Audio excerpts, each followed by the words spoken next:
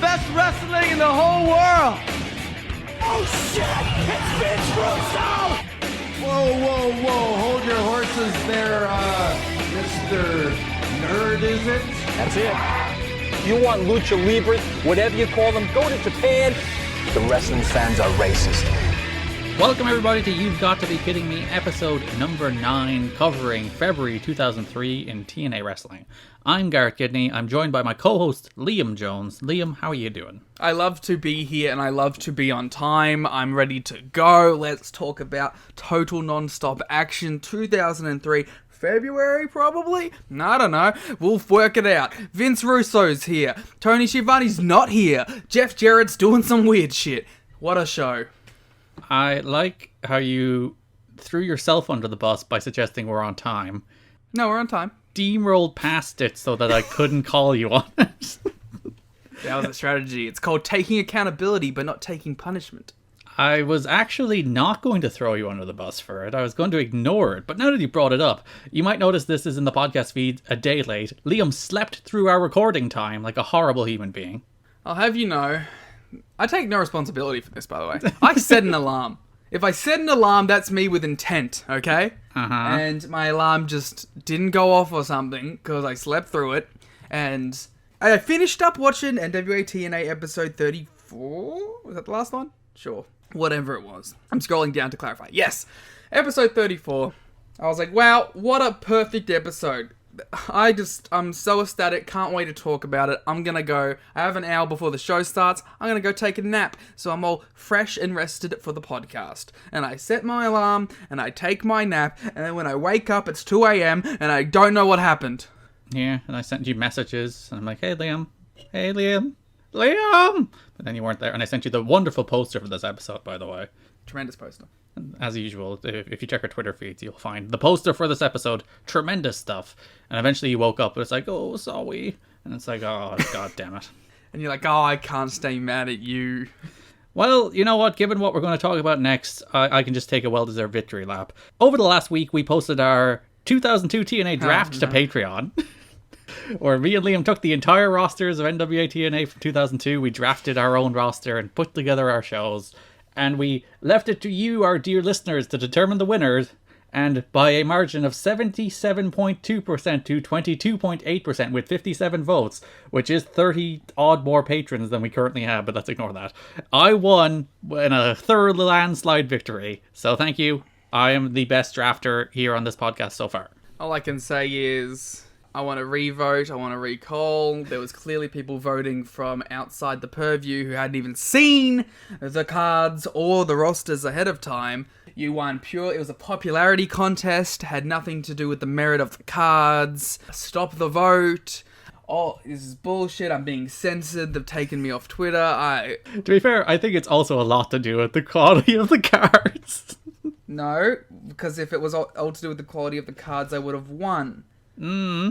As my drafting of a bad show was a slam dunk strategy. If you are a patron subscriber, you can go to tnachat.com to listen to the show where we did the draft and put together the shows, and also check out the cards. The cards are also on our Twitter if you'd like to dig them out there. If you'd like to see what we put together, what the wonderful people of this podcast voted me as the winner of, you can look at those cards and judge for yourself who had the better show. It's me. It was me. You see, I think I outdid you both in terms of quality wrestling matches and good meme matches. You did bad meme matches, whereas I had good meme matches. No. That's it. Fair enough. That is my defense. So thank you to you wonderful people on Twitter and on Patreon who voted me as the drafting king. Go fuck yourselves.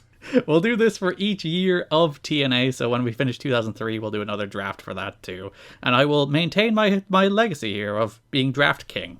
I only have one more year of being to draft from the perspective of sex, so... Are you going to do your sex draft again in 03? Obviously.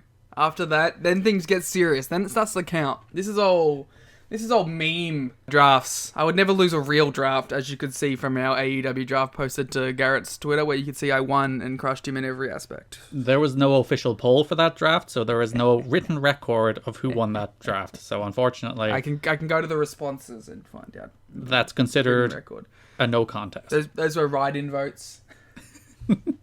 Don't try to discredit the proxy votes. We all know they don't count. Not allowed. Wow, this is the hill I'm up against, alright? I'm a freedom fighter around here, and I'm fighting against the established corporate overlords that is Garrett Kidney. This is democracy manifest! Which is a dramatic U-turn from your current political personal life. Yeah, well, yes.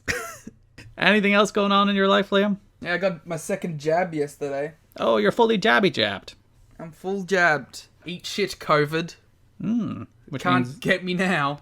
well, it has a 94% chance of not getting. Can't get me now. And to be fair, if it does get you, you have considerably better health outcomes. I'm gonna be one of those guys who, like, die from it. And then I'm gonna post a big thing on Facebook, like, don't get the vaccine. I'm pretty sure if you die from it, you're not going to be able to post anything to No, Facebook. I'll get someone else to post it for me. Doesn't matter. I will fight the mandates. Your anti-vax rant will be your in your will. Yeah. And I'll demand it be read on the podcast. I will never read your With, anti-vax. with whatever stock I have in it. I'll sue. Your family will sue your Yeah, descendants. my estate. My estate will come after you if you don't read my anti-vax sentiments on the podcast. Don't silence me.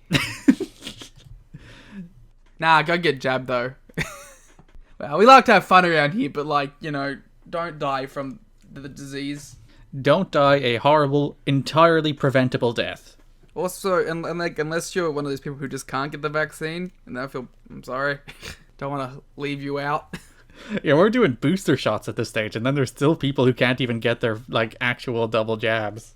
Well, there's also just people who can't get the jab in general, so I feel bad for them, like, for health reasons. Which is all the more reason we should get it, to protect them even further. Yeah, but you know.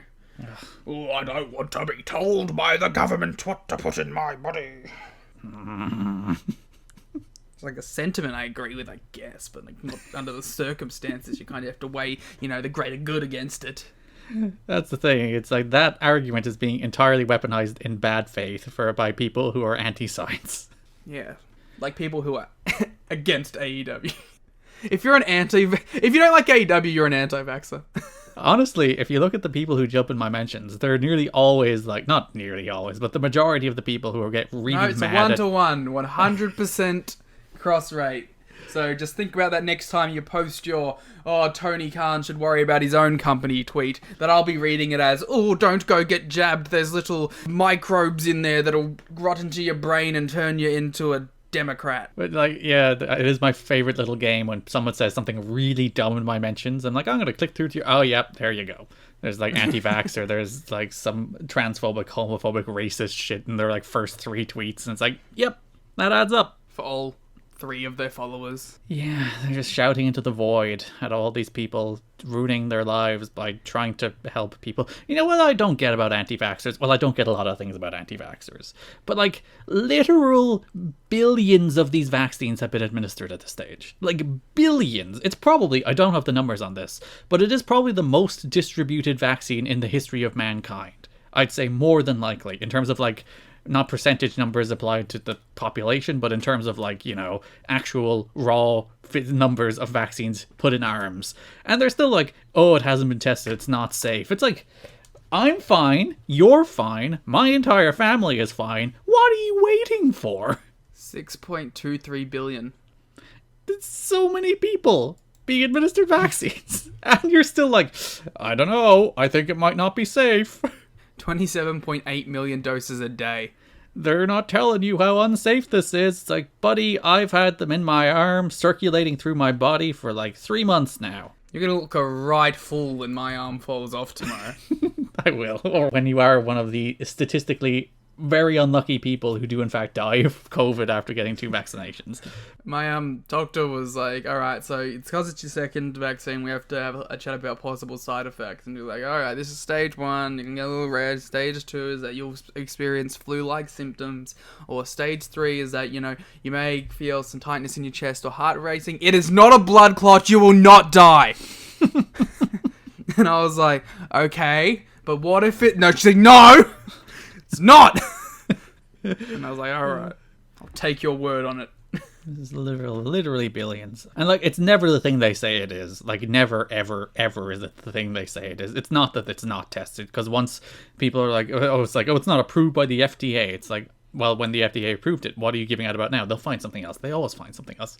Yeah, well, it's the FDA, you know. It's not approved by another body that exists out there, I'm sure. And will approve it eventually, and then they'll be like, well, because they always move the goalposts. Because it's never about the thing that they think it's about. It's about just being anti-science and anti the people telling you to get it. It's about being special. I want to be counterculture. I want to be and rebel against the system and the norm. Oh god, yeah, I saw an Austin Aries headline. I don't know why I read it, but it's like pro wrestler is aghast at people in the world, and I read it's like Austin Aries being like, people are such sheep, bloody blah. It's like, oh, you just want to think you're so smart. It's like, once you accept in the world that you are not very smart, like, there are more things that I don't know about than I do know about, and I will die that way because there are so many things in the world, and I accept that. I'm okay with being ignorant and stupid about many things. I know about most things, but I get your point. But there are many people in the world who are not ignorant and stupid about those things, and I'm like, I will defer to them, because I will never have their level of expertise.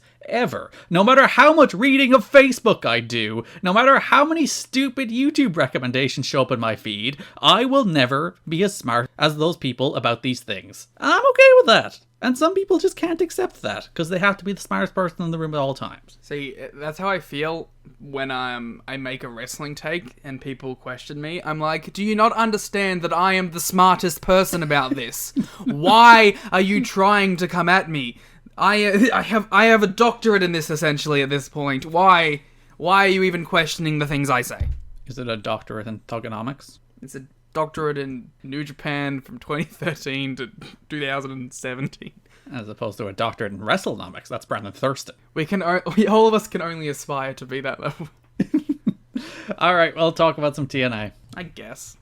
We are talking about February 2003, a quiet enough month on the news front, and it's not as even bombastic in terms of, like, the TV. Like, sex is just a part of the show now.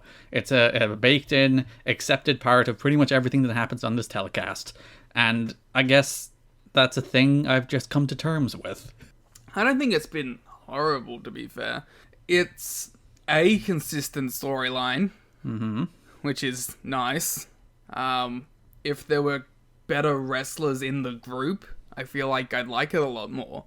But, you know, good with the bad. At least there is a consistent story. Yeah, I have two broad problems with sex. I think it involves far too much of the show. Like, far too many of the angles, far too many of the matches that happen on the show revolve around sex. And to your point that you just made, the talent involved are on average really, really bad. Because, like, this is a month that does not have Christopher Daniels. Daniels not here. It's a month that does not have Skipper. Skipper was actually there for the last show of the month, but Loki and Daniels weren't, so Skipper only worked an Explosion match. Loki is only here for 2 shows? I thought he was there for the 3 weeks, but he wasn't there for the last one. Yeah, because he did the Carino match and then the tag team match with Raven against Sandman and Carino. But he's there, but he's not even doing good matches. So, like, the good members of Triple X aren't there or aren't doing interesting things. So you just get, again, more Gilberti, more Sanders, more Flair, more of these bad average wrestlers that you don't want to see. I want to officially announce that I'm no longer including Sanders in that list. Oh, because he's good, or? Yeah, he's not good, but he's better than Gilberti and Flair. So I don't want to lower him to those standards. Yeah, to be fair to Sanders, like 90% of his matches will be like boring headlocks, arm bars, you know, kick punch, atomic drop. But then he'll do a springboard moonsault and you're like, oh yeah. Okay. The lowest ranking member is Flair, and then it's Gilberti, and then it's Sanders. But, like, you know, Sanders might be above the Harris brothers. I don't know.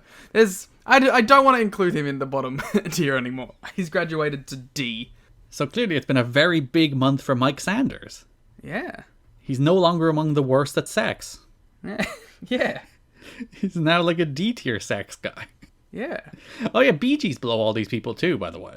Oh yeah, 100%. Yeah, so Sanders is probably above Bee Gee, so he's at least 4th worst. The only thing that BG has for him is like relative star power. Which even then, he weaponizes that in ways that are thoroughly uninteresting. All right, let's get into the news from this month. As I mentioned, very, very light month. Russo resumed his role as producer backstage. It's actually a fun note where they're like, he's actually pretty popular backstage. I think mostly because all of the people who didn't like him left. Yeah, I was gonna say all of his buddies are there, and they're having a good time. Yeah, because Disco's there, Raven's there, Sanders is there, all his pals, Flair is there. They're driving together up and down the roads, coming from Atlanta every week. And, Hall left and Waltman left, and all the people who are, like, vehemently anti-Russo are gone. And Russo's basically in power now, so of course people like him because he's booking them, and they're going to suck up to him. Sounds like a good time, to be honest. I'm sure, like, Tenay's, like, walking around backstage, just, like, holding his format in his arm, just like, oh, I hope they don't see me. Oh, it's those Russo boys again. Do you think the sex people are picking on poor Mike? Yeah, because he's, like, the one guy that's there that doesn't like Vince still. He's the one holdout, but he's, like, the face of the resistance now on television as well. Like, this is the biggest push of Mike Tenay's career. There's a point of, like, security in that he's the face of it on television, but backstage he isn't. I just imagine him walking around like the concession stand and Mike Sanders and Gilberti walk up to him like, hey Mike, where you going? And then they start pushing him into each other. I'm like, Mike. And he's like, oh, stop it, Russo boys. I don't know. Based on how much Mike Tenay thoroughly owns all of Vince Russo's boys on television, I think they're probably scared of him. It's like, oh, please. They're like, oh no, the professor's here, run, boys. He's like the teacher. Yeah. Like, they'll be picking on, I don't know, Amazing Red in backstage, and then Mike Tenay will walk past and like, oh, we gotta scram. Yeah, they're like, oh, no one your size has ever drew anything. And then Mike Tenay pops up from behind a couch being like, well, actually, Rey Mysterio in Mexico. Oh, we don't want your facts here, Mike. It's like, no, we'll get to it with the Disco and Gilberti segment later. Follow up on Schiavone, there was a nice note at least that by all accounts, even though they played up all their tension on air, Schiavone and Tenay had a nice talk backstage and went through all their grievances together and had a nice clear the air meeting last month. No, that's nice. So Schiavone's never coming back and hates wrestling, but him and Mike Tenay bury the hatchet. So that's good at least. That's nice. I'm upset that we'll never see Tony Schiavone involved in pro wrestling ever again. Ever again until we do our MLW rewatch project. Oh, great. Oh dear. There's a fun note, one of those keep this in mind for like 3 years down the line. More than one source got the impression from watching Dusty Rhodes at the last show that he is paying close attention to the booking in hopes that he will get his chance to book again. That's from PW Torch. And he will in NXT. Or 2005 TNA, but we'll get there. Whoa. The American Dream sitting in the back of his truck with Trinity and Tracy Brooks. That era of booking TNA. What an era. I'm looking forward to it. I had no clue that the highly touted 2005 TNA was booked by someone that's good at booking, I guess. Well, he only does half of it, to be fair, but yes. Alright, I'm looking forward to it. Do you recognize the indie wrestler Rob Echoes, Liam? I believe that is, in fact, TNA legend, former X Division champion, former TNA Tag Team champion, Rob E. Indeed, one of those, again, keep this in mind for 7 years down the line. Indie wrestler Rob Echoes turned some heads during a recent tryout, according to PW Torch. It's, like, astounding to think that, like, Robbie E is a guy who has been wrestling since, like, 2002. The Rob Stone brand. You know what's even more astounding?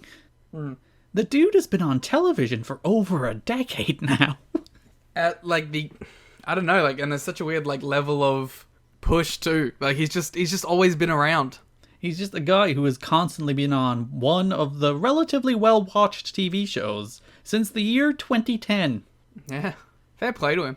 It's like more people have watched Robbie E on US national television than Kenny Omega. And will continue to forever. Probably. Unless AEW do like 2011 TNA numbers. One day. It's one of those wild things. When you just think about that, it's like there's just people who will watch wrestling on television who'll be like, oh yeah, that Robbie E guy. I look forward to us delving into the Robbie E period of TNA.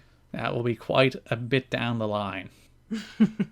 We can call back to this. It'll be fun. Yeah, this is the reason we're laying all these seeds for when we cover 2 years every year of the podcast. So 2010 will be like 4 years down the line. Hey Garrett, do you wanna like record something right now about Robbie E that we can play on that episode where he debuts 4 years down the track? Yeah, go on. Give me whatever you got. So I definitely will not remember to put this in, by the way, when we do. I will just set an alarm for 2025. Well, Garrett, look, we're in 2025. Whoa! Wow, so much has changed. I hope we're out of that pandemic. Oh, that was ages ago now. God, I'm in like my mid-30s. Well, no, I'm almost in my early 30s. Oh God, let's not think about that. Let's think about how Roman Reigns just jumped to AEW. That shit was crazy, huh? Whoa! Wow, New Japan's back in favor with everyone? Due to the Shota Umino push. Wow, that really worked out, huh? Uh-huh. Oh, shame about Noah dying again. They have been folded into DDT. Oh, shame about DDT being folded into Big Japan. And then WWE bought Big Japan, and oh no, NXT Japan is back! Ah, but don't worry, we just found out that WWE is foreclosing forever in 2025. Other than NXT UK, which will continue to operate independently for reasons beyond comprehension. Triple H bought it out, I guess. He's sitting in his warehouse in Enfield with frickin' Gallus. Garrett, but don't worry about all that. All the people listening obviously know that. We're here to talk about Robbie E, who's debuting. Whoa.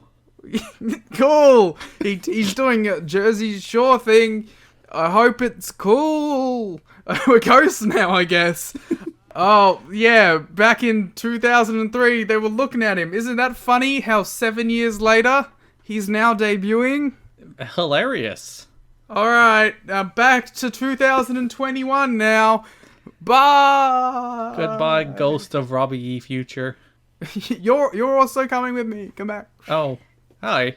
Alright, look, now we're back in 2021. Should we do the whole same thing for Rob Terry? Yes. Whoa. When did Rob Terry debut? When did the Freak debut? He debuted in like 2009 with the British Invasion. Oh, we're already covering that, so... BG James and the entire Armstrong family, frankly, had a bit of a falling out with TNA this month. Bob Armstrong requested a $50 pay rise from $300 per show to $350, and he was declined, so the entire Armstrong family walked out, including BG and Scott. And they never came back. It's very unfortunate that they did come back, but if you do notice that BG James isn't on the second two shows of this month, that is why. By all accounts, he's also not happy with his push because he's beat by Zach Gowen in this month as well. As a guy who came in as like an NWA title contender, and all of a sudden he's demoted to being just a job guy for sex. I don't know, maybe he should try being a compelling force on the program then. And again, we are reaching the stage where in March 2003 is when Head of State featuring NWA World Champion BG James came out. So, my God. As we record this on the anniversary of Chris Rock. Indeed. Appearance. His quote made iconic by the "You've Got to Be Kidding Me" intro. TNA is the best wrestling in the planet. On the to be fair, when it was posted to the Impact account today, first thing somebody did was tag our Twitter account, so we're clearly over. We're big league now.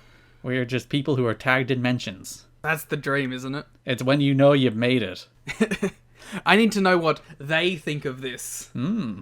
Yeah. So we're going to be like, oh, stop snitch tagging TNA History Pod every time something TNA happens. There was a fun irony to them both replying to the Impact account and then tagging the TNA History Pod account, both of which I will see. So yeah, the Armstrong family has had a falling out because BG didn't get a bunch of money. Because Bob didn't get all the money. And like, to be fair, BG by all accounts took a pay cut during like the bad days, the real bad days, from like $2,000 per show to $1,000 per show. So I think maybe the indignity of not giving his father an extra $50 a show was like, all right, you know what? We're going to back dad over this one. Yeah, fair enough. There's a lot more TNA in Australia news, Liam. Oh, g'day! Dung, dung, dung, dung, dung. That's not Australian. I was trying to do the thing that we have. Well, I don't have any instruments to do Australian noises. You don't carry a didgeridoo with you at all times? As an Irishman, I carry a Bowron with me at all times. It's just our law. Just like I have a shillelagh with me that I can hit people with, like David Finlay. I do have a blade next to me. That is very Australian. And do you have a butcher next to you? The motherfucking butcher? No. Oh, very disappointing. I only have the blade. So the first show that aired on January 22nd did between 3,000 and 4,000 buys according to the Wrestling Observer, which seems pretty good. Yeah. As I told you, it was that Australian-themed show. They've also struck a bunch of TV deals, including on Fox 8. Do you know Fox 8? Yeah! Fox 8 was my favourite channel growing up. It showed The Simpsons. It showed Family Guy. It showed American Dad. It showed WWE Raw, WWE SmackDown, WWE Superstars, WWE NXT, WWE Main Event, and, of course, TNA Impact. So this is the beginning of the TNA relationship, where they'll have a weekly show starting at 8 p.m. on Saturday nights, where they are going to be showing the pay-per-views from the beginning. So they're going to go back to the June shows. That's cool. So yeah, it's still doing pretty okay in Australia. The ethos of every wrestling company. A note I included just due to the combination of names. Jeff Jarrett and Jeremy Borash attended the Mike Tyson fight in Memphis on February 22nd. They were seated in the 4th row in the same area as rapper Jay-Z and could be seen in the hard camera shots. Wow, they should have pitched for Hove to come over to the NWA-TNA. And do the entrance music. Yeah. Jay-Z just doing all of the TNA theme songs. That would have been sick. So he fought Clifford Etienne then. He won TKO. Yeah. One for the good guys. The first round of 10, 49 seconds. Yes, good guys. It's like, well done, Mike Tyson, for winning your fight in less than a minute. Killed him. The fight was called Back to Business. It was in the Pyramid in Memphis, which is, I guess, why they went, because it's in Tennessee. This feels like a Triller Fight Club deal. It really does. This was after he lost to Lennox Lewis for like the last time, so this was like really declining Tyson. This was actually the last win of his career. I don't know anything about boxing. Neither do I, but Mike Tyson's a big name. Allegedly. I know more about Jay-Z. All Elite Wrestling star Mike Tyson. Jay-Z's not an All Elite Wrestling star yet. Yet. Yet indeed. A fun note that made me think of something else. Russo, Sanders, Raven and Gilberti, who travel from Atlanta to Nashville together every week, are trying to put together a show where they film their drives and brainstorm about wrestling, trying to sell the tapes. So imagine the original being the Elite is Raven, Sanders, Russo, and Gilberti. It's not even being lead, it's that WWE Network show that they do. Oh, Ride Along? Is that the name of that? Yeah, it's Ride Along. Or the Colt Cabana Wrestling Road Diaries. Was that the name of that documentary? Yep. Wrestling Road Diaries. So, yeah, these guys clearly invented it and everyone else stole Russo's idea as usual. I don't think they invented it if it never saw the light of day. That's true, they never actually did it. But yeah, I would watch the hell out of that, to be honest. Imagine all the cancelable things they would have said in those trips. Oh yeah, like so many cancelable things. Oh dear. Oh, now I wish they made it. Though I guess if you just watch TNA TV, that's basically what it is anyway. Yeah, well. All of the dumb ideas they came up with on that trip spilling onto a television show. And like Russo's like, alright guys, I got this Klansman pitch for you. And they're all like, no, Russo, we can't do it. This is the 4th trip in a row you pitched this. We're not doing the Klansman gimmick. But he's like, oh, but I bought the suit. That's fine, we'll name it Mr. Wrestling. Don and Ron thought it was a great idea. Allegedly. Garrett loved it. Hey! Panda Energy owner Bob Carter was at the February 12th show giving everyone a pep talk. Dixie also gave a pep talk saying numbers are up, but did not give specifics this time, which is the reason later in the month when you hear Gilberti and Sanders say, oh, pay-per-view buy rates are up, they're using the same 22% statistic from last month. Ah. I thought they were just going to go, yeah, they're up. And then Mike's will be like, how do you know that? He's like, oh, Dixie said it. Dixie in her speech. Bob said it. Apparently Bob is liking wrestling. He's enjoying it. Come on the show. Fund us. Come on the show. Have a good time. And by all accounts, it came across as if he had been actually watching the show, which made the wrestlers feel good. Well, that's nice. It's nice to have a boss that likes the thing you're doing. As opposed to a boss that actively hates the genre of entertainment you operate in. Yeah. And like resents being a part of it with every fiber of his being. It's amazing how one of those things feels much better than the other. Yeah. All right, as I said, not much in terms of news this month. That's about it. Nothing bombastic. Nothing salacious. I think, like, realistically, this is going to be the case where I think a lot of the rest of the Asylum years, where it's like, it's really pretty stable for the most part. Clearly the impact zone is where things go downhill. Well, it's where things, again, start going down, and, you know, there's shifts in booking, and, you know, there's big firsts where they get on TV, and they get on Spike, and they get on pay-per-view, and there's a bunch of stuff like that. Whereas, I think for the next, like, year and a bit, it's going to be a lot of, like, there are some small notes this month, but the company didn't really go out of business. There's no, like, big shift in the tone of the company. It's going to feel pretty stable for a while. Boo! Why are we even watching? Let's just skip to 04. I want drama. I want people being ousted as Booker. I want the company potentially going under at any given moment. Don't worry, we'll get there. Many times. Which brings us to broad topics for the monthly. Shock of all shock, guess what we're starting with? Sex sells. But who's buying? Russo and sex for the month. A lot of Russo and sex. As I mentioned, nearly every story runs some way through Russo and sex.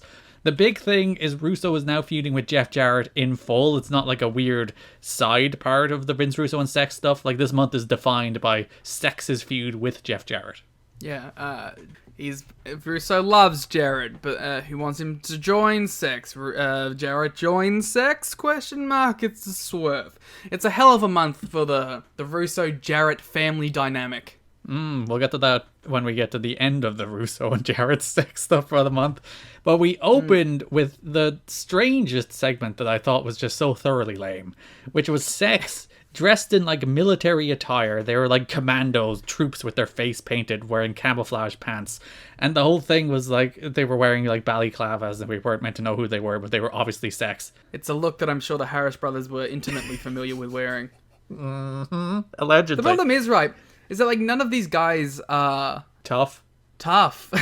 So it's like, sex works when it's a bunch of goofs doing goofy shit and, like, beating up one guy. But when they're all, like, serious militia storming the asylum, it's like, alright, I can't take any of this seriously.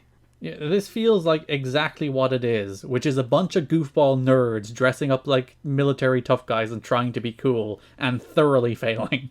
Yeah, it's not, I don't know, it's not believable, which I guess is the Russo and, like, idea. It doesn't need to be, I guess, it just needs to be shocking. And Though, to be fair, like, Russo's big thing is, like, realism, that you buy into it. it's not realism within the context of the physicality. It's realism in the backstage and the salacious news and the using personal relationships. It's not like he's pitching for shoot fights out there. Yes. Yeah, one day, hopefully. So, Sex kidnapped Jeff Jarrett and tried to reprogram him. Yes, what were they calling it? They had to update his character. Yes, because Glenn Gilberti is the director of character development with Sex. So Vince Russo stands in the stands in his military garb, telling Glenn Gilberti that he wants Jeff Jarrett thinking about boobs, he wants him doing You People promos, he wants him cursing, he wants a full character reboot for Jeff Jarrett.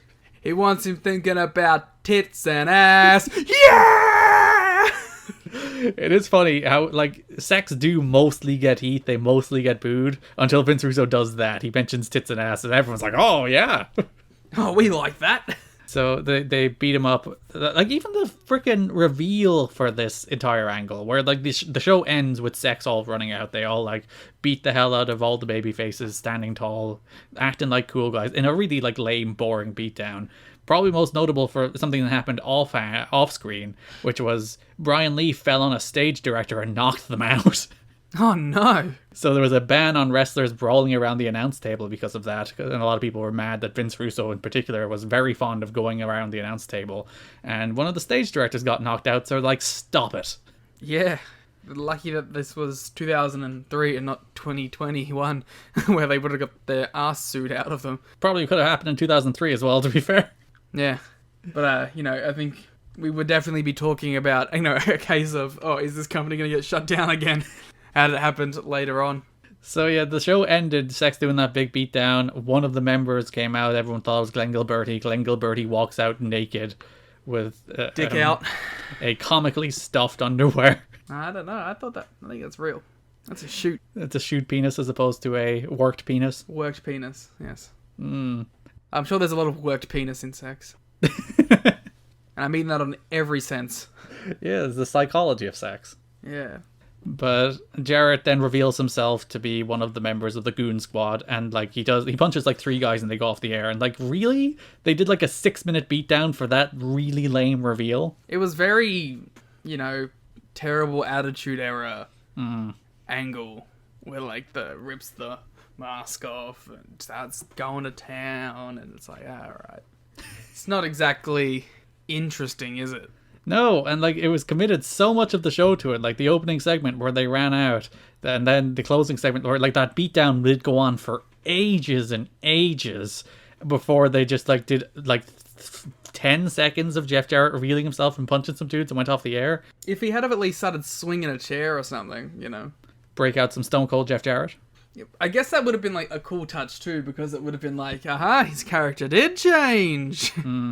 So like, there could have been like a tiny moral victory for Russo there. If it's like, even though you beat us all up, I kind of did get you because I made you go to that extra place.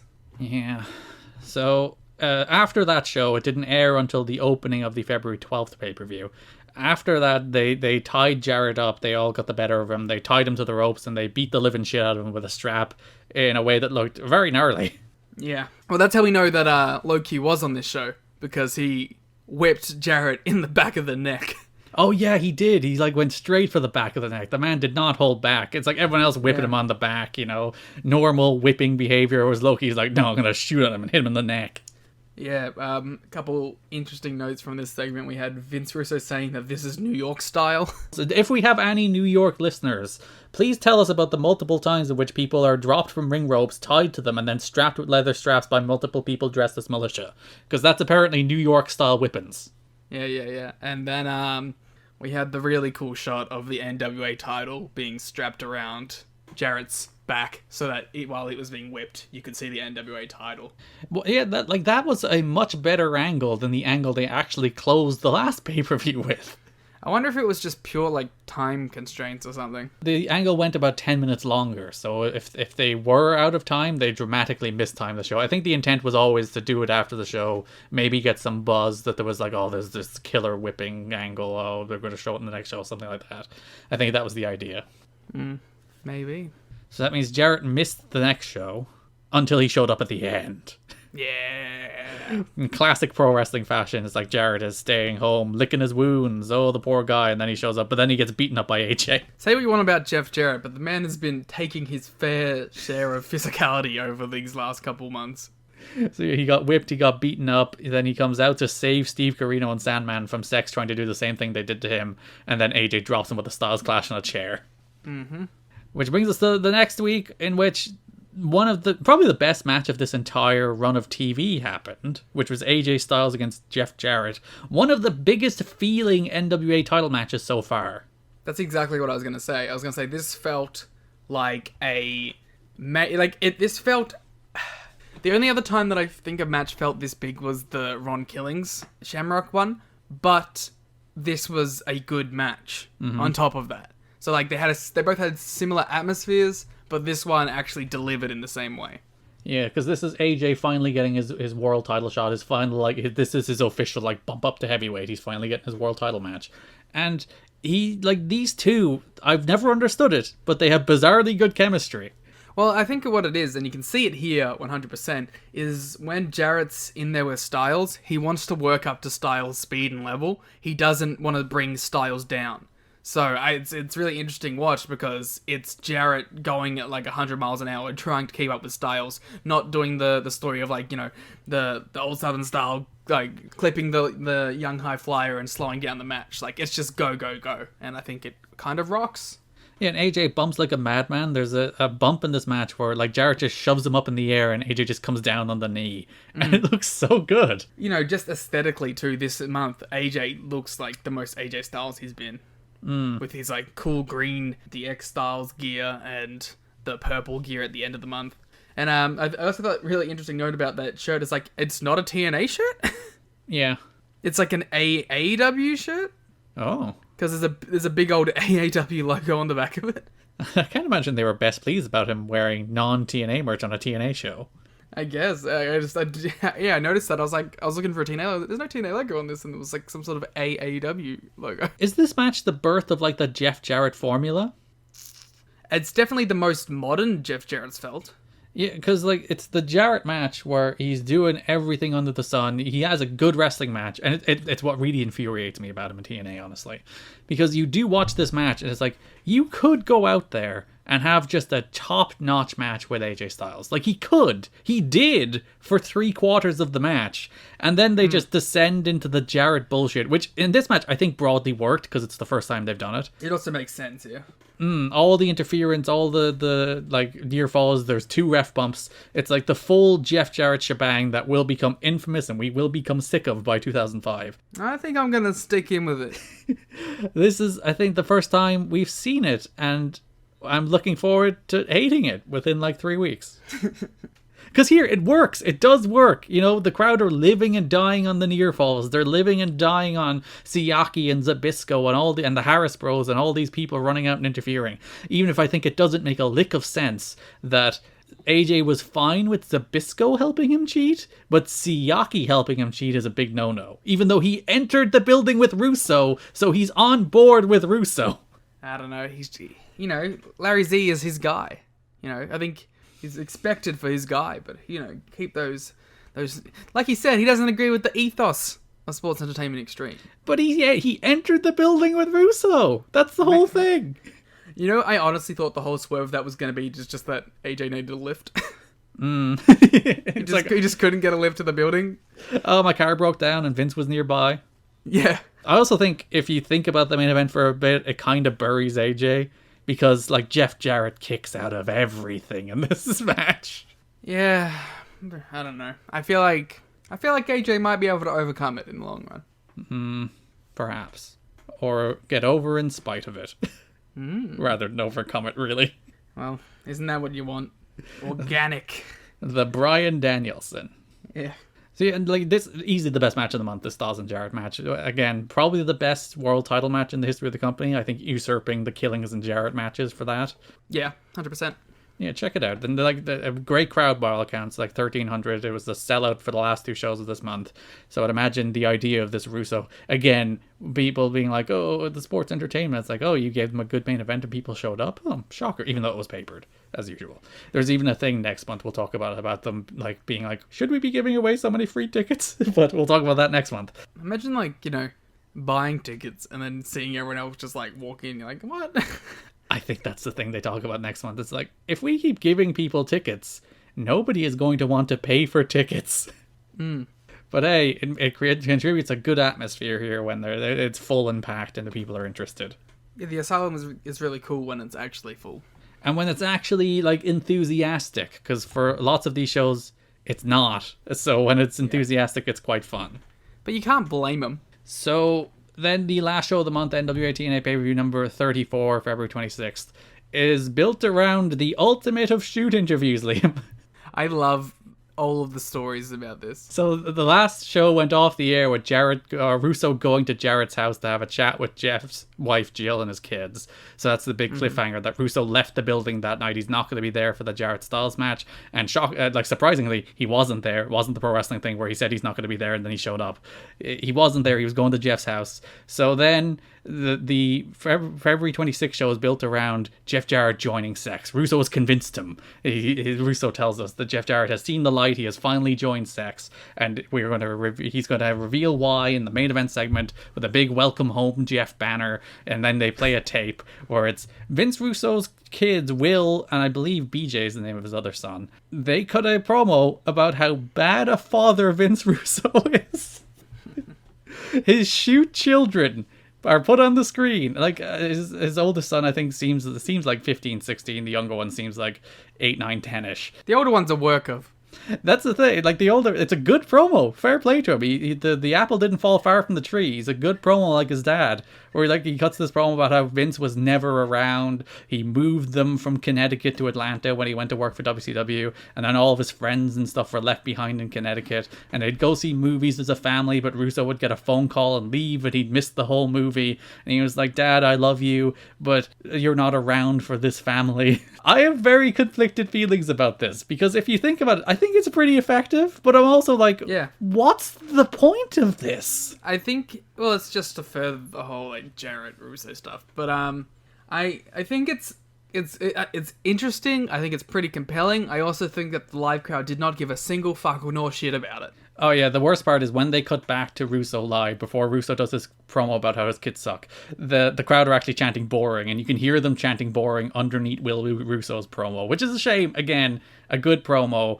A very great line in the Wrestling Observer from Dave. There's 2 very good sassy lines in the Wrestling Observer from Dave this month. But this one, Russo's son did a taped promo similar to the David Flair deal, saying his father was never home, except Will delivered a good promo.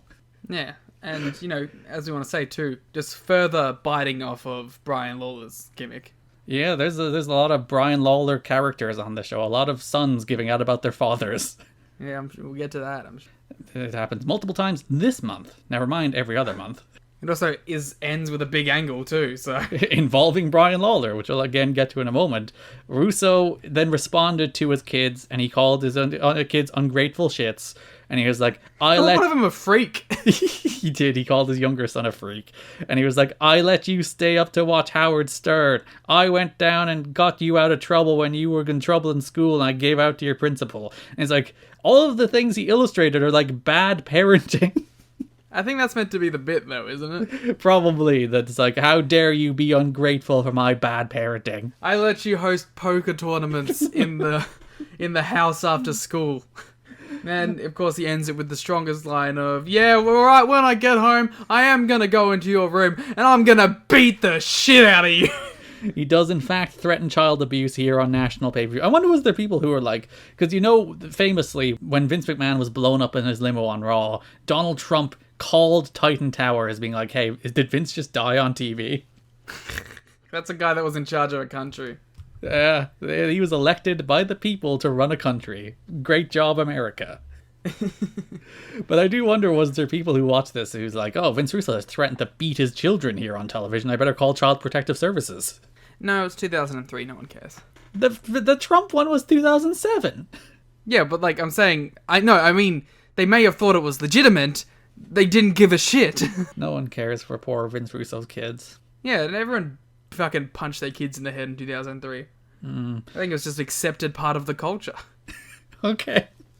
Not saying it was right or wrong. I mean, it was wrong, but, you know.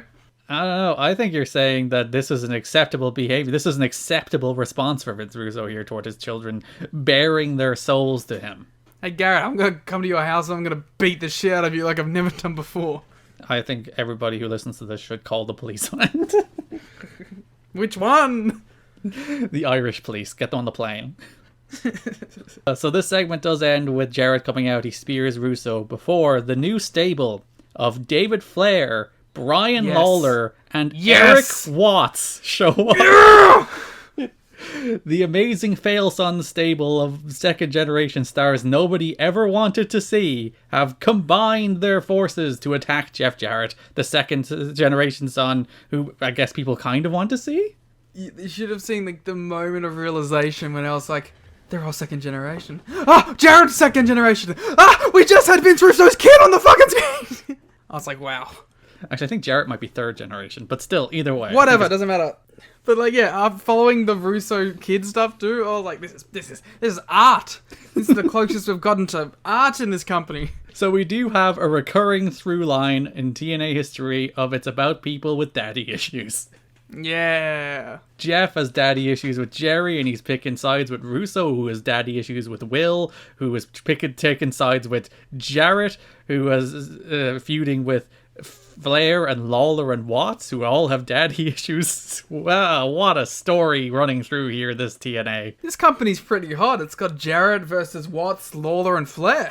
Oh, yeah, look at the names everybody wants to hear. It's like me booking Steamboat against Flair in my draft show. Yeah. Tricking the people. That's all you need to put on the marquee. You don't need to say it's David. You just need to say it's Flair. So yeah, that's the big segment where they put Jarrett through a table as we end the month on the second generation stable of Flair, Watts, and Lawler. And I assume you're just delighted to see Brian Lawler again. Oh, biggest pop of the night. I wish he was in a bigger spot. We nearly went 2 whole episodes without having a Brian Lawler appearance. You would have been furious. Yeah, I know. Great outfit, obviously. Mm-hmm. Wish he got the big spot at the end, though. I don't know much about Eric Watts, except that he is quite large. He's a tall man who is not very good. He did a cool choke slam, so... I feel like Eric Watts is like the prototype bad son. You know, the first guy who's really like, Bill wants to push his son, so he will push his son, but he's really not very good.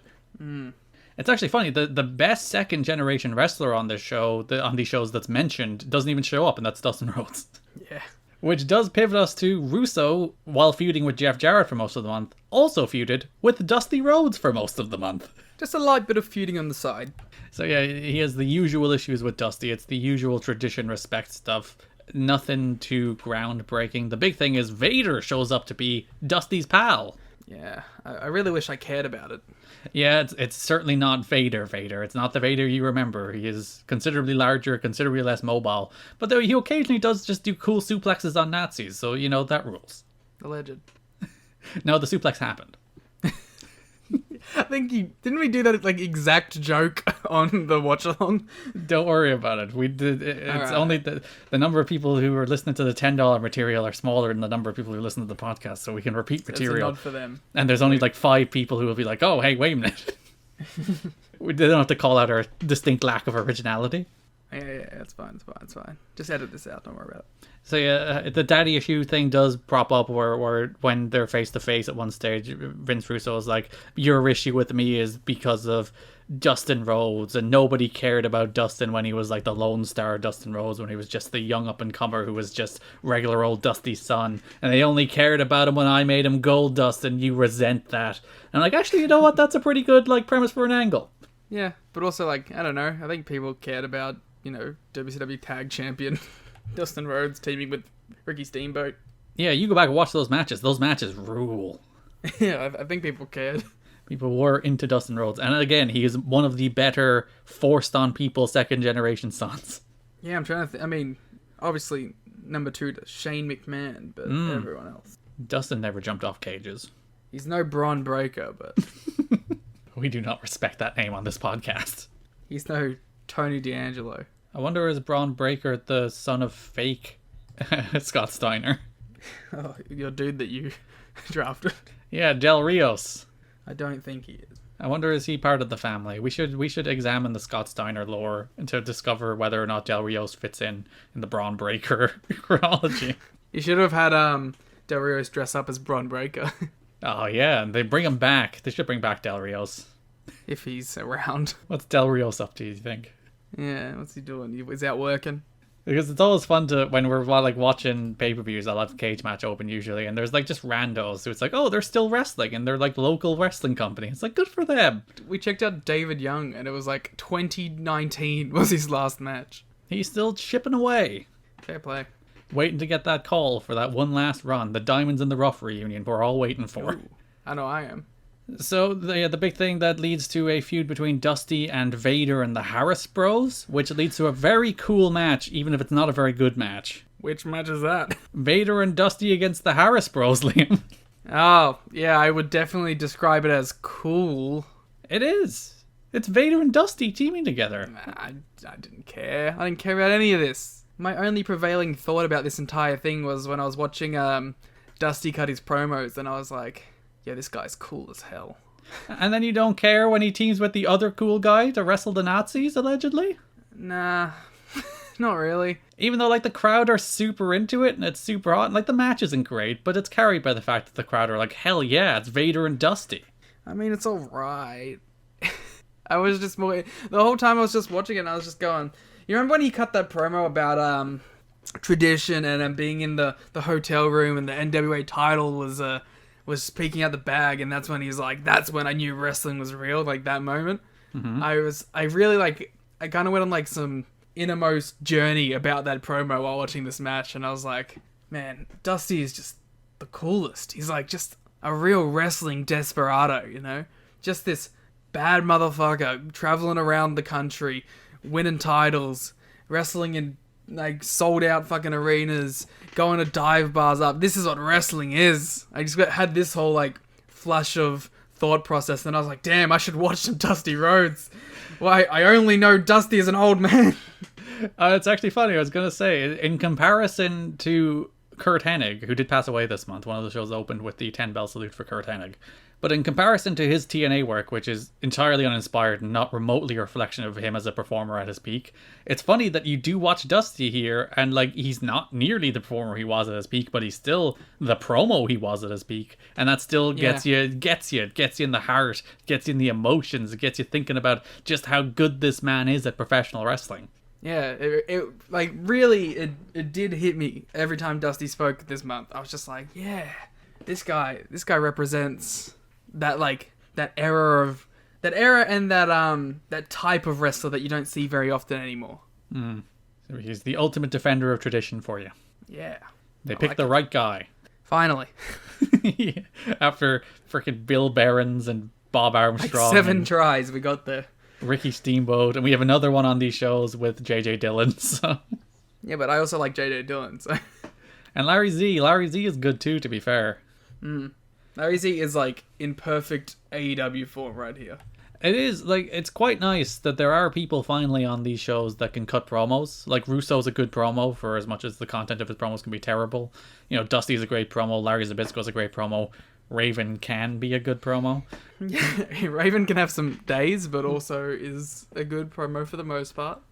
So there are people finally who can talk, and even when like the Might TNA sit downs are very good. We'll get to some of the more notable ones this month in a minute, but like those are all very good. They're entirely different kinds of promos in very different settings, but they all work for what they're trying to achieve as well. So there's good promos, I think, up and down all these shows. And considering 60% of these shows are fucking talking, it's nice to have some people that can talk. Yeah, instead of people cutting very bad promos and AJ sniffing Goldilocks.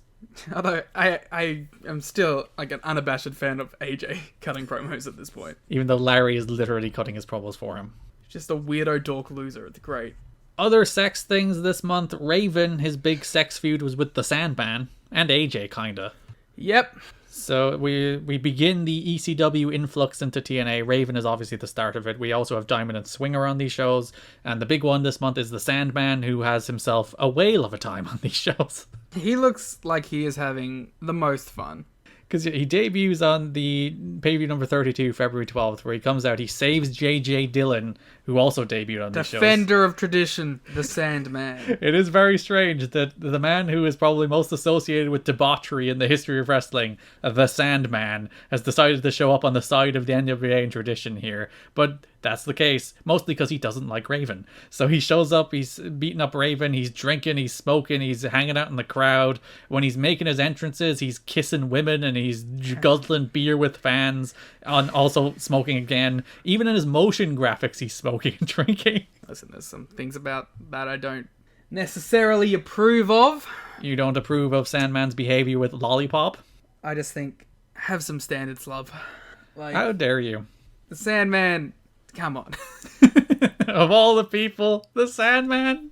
I'm not angry. I'm just disappointed. Yeah, for context, when Sandman wrestles AJ Styles this month, which is a match you never thought would happen, Insanity. Sandman and AJ. It's just those two people. When he wrestles AJ, he comes out, he's doing his entrance, he walks into Lollipop's cage, and to be in a note in PW Torch, Sandman kissing the TNA dancer, Lollipop, was scripted, and there are now plans for him to kiss additional women, even some in the crowd. Sandman was said to be happy with this idea. Oh, I bet he fucking was! As he feels it will add a new layer to his character. Alright, okay, there's two aspects here, right? Obviously, I think Lollipop should have higher standards for herself, but, to be fair, she was into it. Fair enough, fair play. Part 2, yeah, I think does add an element to the Sandman's character, to be honest. I think it makes a dude who doesn't look very cool, look very cool. So fuck it, go ahead, the Sandman. Make these women horny while you smoke your cigarettes and swill your beer and throw your fucking weapons. While you smash that beer can off your head and then bleed, and then you kiss some women, and then you throw beer down people's throats. His entrances are a spectacle, to be fair. I love his rip-off Enter Sandman theme. It's pretty great. Fucking get a shirt that fits, you fucking degenerate. That's about all I have to say about fucking Sandman. What the fuck's wrong with you? It's a TNA shirt. You couldn't get one that fit? There are probably a couple of them at the merch stand. And it had holes in it. You've been here a month. How do you have a shirt that has holes in it? That takes time. His entire first entrance involves various smoking, drinking, and probably falling over, so I'm not surprised the shirts immediately have holes in them. And, like, it doesn't even fit him. You were very angry at the Sandman shirt. But yeah, because first he kissed Lollipop, and then I was like, he looks like shit. You're just jealous. Like, he doesn't look good here. Like, the Sandman has times where he looks like, this is the scumbag aura that you would go for. But, like, at this point, he just looks like someone's, chain-smoking auntie. Are you going to attack Mike Sanders like this as well for shots at Lollipop? No. You've defended Mike Sanders despite it. I was going to say Mike Sanders. Mike Slanders, indeed.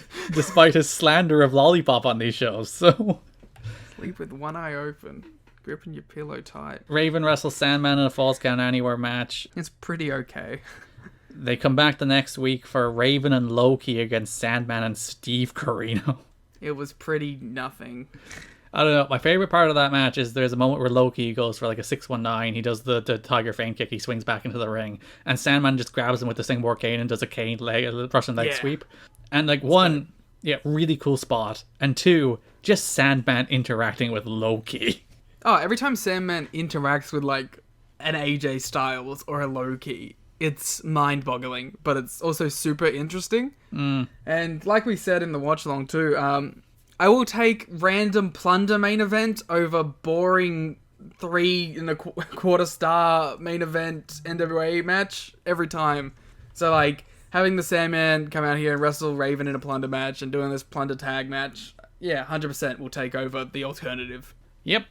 There was also a really fun part where Raven throws Sandman off a balcony and we just don't see it, and then the camera goes over the end and he just fell like 6 feet. And you're just like, oh. And I thoroughly respect that he just abandons all willingness to protect his body immediately in TNA. There was a moment in the AJ Sandman match where Raven comes in and interferes to help AJ win, and AJ is setting up a second rope Styles clash on Sandman. I'm like, this is a horrible idea. This should never have made it past this stage. And then he does it, and Sandman lands exclusively on his knee, and it sounds disgusting. Yeah. Fair play to him. I mean, he looks like he's having a great time, and that I can respect. I enjoyed the AJ Sandman match. I thought it was pretty good. I did too. I thought it was really fun. It's just a silly AJ Plunder match. And it's, again, like we said, it's just really cool to see these two people interact. And this NWA-TNA pay-per-view number 34, the entire premise here was that Jarrett and Russo and Styles are in a bit of a love triangle. where Raven and Styles are jealous of the fact that the other is trying to get Russo's attention. So Russo books them in matches where Raven faces an X Division guy and Styles faces a hardcore guy. Styles faces Sandman, Raven faces Julio De Niro. Fun note about the Julio De Niro match. Raven was meant to face Jimmy Yang, but Jimmy Yang refused to sign a basic contract with the company. It was apparently it would give him a bit of a non-compete, and he was like, hell no, I'm not signing a non-compete just to do one match against Raven and get beaten. Yeah, fair enough. And as it turns out, Julio De Niro was just there. Like, all right, Julio, you do the match now. Also, Russo just has booking power on the show now. He had to earn it like 3 weeks ago, but now he's like, all right, I'll make the matches. He does frame it, to be fair, as like, oh, if those NWA punks have any, balls, they'll make these matches. So it's not like he makes the matches. He is like, those NWA guys will have to make the matches, and then they do. It's all fine, I guess. They should just like, well, also, to be fair, he owns the contracts of half the roster at this point. I guess he could just leverage that to make any match he wants. So AJ beats Sandman, De Niro beats, or loses to Raven. Imagine if Julio De Niro. De Niro debuts and beats Raven. And they're on a collision course for the love of Vince Russo. Aren't we all? Aren't we all? Everyone on this show apparently is, because this was also the show where Jarrett was like, I love Russo. So. And well, to be fair, Russo said he loved Jarrett first. So. Which is what set off Raven and AJ, where they're like, wait a minute. First of all, there's the two of us fighting for your love, and now Jeff too? Yeah, because like Raven's like, I was supposed to be your ringer. I was supposed to be the ace here, man. And you've moved on from me to Jarrett, and now this little pipsqueak as well. So that's most of Raven and Sandman. I think we're most of the sex stuff down, other than there's a bunch of Disco and Sanders stuff this month. Would you like to talk about that in depth? Yeah, before we get into the Disco and Sanders stuff, I want to make note of one cool Raven promo in a month of not cool Raven promos. Oh, then I will talk about the Raven promo that's really bad. That's fair. Start with the good one. All right, yeah. There was one that I thought was really cool. I think it was on the episode where AJ and Sandman wrestled at the start, where Raven was outside with, was it like Sandman Must Die painted on his stomach? And he cuts a promo about the ECW feud and brings up Laurie and Sandman's kid and how there was the one time in life where he was happy and then Sandman took his family back. And I thought that was a really nice, cool callback because they could have just, ignored it and just gone, oh, these guys are feuds. But, this is a very personal feud beyond just, it being Raven and Sandman who hate each other. So it was a good callback to that. And it provides a good reason of, of course the Sandman would come and try and kill Raven in TNA because he has the opportunity to get to him in TNA. He wasn't going to track him down in WWE, but he can do it here. Yeah, and I think there's a line there that we're always giving out about how much WCW and WWF are talked about on the show, and you could extend that to now they're talking about ECW too. But it does inform an actual feud happening on the show between actual people having wrestling matches. It's not just, we're going to have JJ Dillon and Vince Russo talk for 10 minutes about the death of WCW in a way that's not going to pay off in any way. JJ Dillon's just going to disappear. They're never going to wrestle. It's really just as a vehicle for 10 minutes of TV that has Vince Russo being utterly bored. And here, it's they're giving you the story of why these people hate each other, why Sandman is showing up to chase Raven, and giving you a reason to care about these two wrestling. Yeah. It's like when they do the Interrogators segment with Sandman, and they're like, are you here for Vince Russo or whatever? And he's like, I don't really care about any of that. I'm here exclusively for Raven. Yeah, he's just a wild man who smokes, drinks, and hits Raven with kendo sticks. Yeah. Raven fucked with my family a decade ago. I'm here to fuck people up. Less than a decade. So Gilberti is, as we mentioned, head of character development as opposed to Mike Sanders. I love these goofs. Who is head of recruitment. And as you mentioned, these two are just being goons on this TV show as lower card jobbers who lose matches and do skits. And that is their role, and that is good. Yeah, I kind of love them together. At one point, when Russo leaves, he puts Sonny Siaki in charge as the ace in the hole. And there was one I adored this backstage segment with Desire, Sonny Siaki, Gilberti, and Sanders, where at first they're like, why should we listen to you? And then Desire's like, because you put him in charge. And then they're like, all right, what do you want us to do, boss? And I was like, all right, these dorks are great together.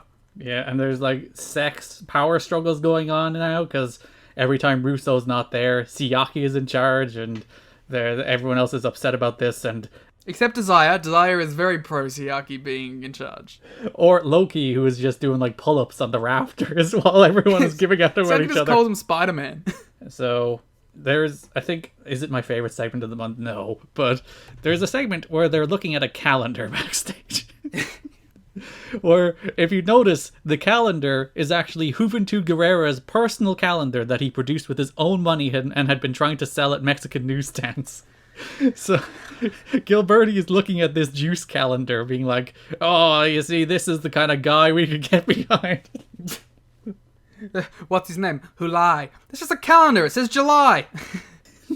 Oh, yeah. I like them as goons. Not them trying to be cool. Yeah. Not them trying to dress in fatigues and be tough guys. Not them doing jive talking with Disco and harkening back to the good old days. Yeah, no, this is so much better. They're all great here, and they're great whenever, one of them's on commentary about the other wrestlers, too. Just a couple of goons. And they then later in the month have an interview with Mike Tenay. Yeah. Alright, so I think we should, before we go into the content of it, I think we should go into the behind-the-scenes aspect of it, because that's way funnier.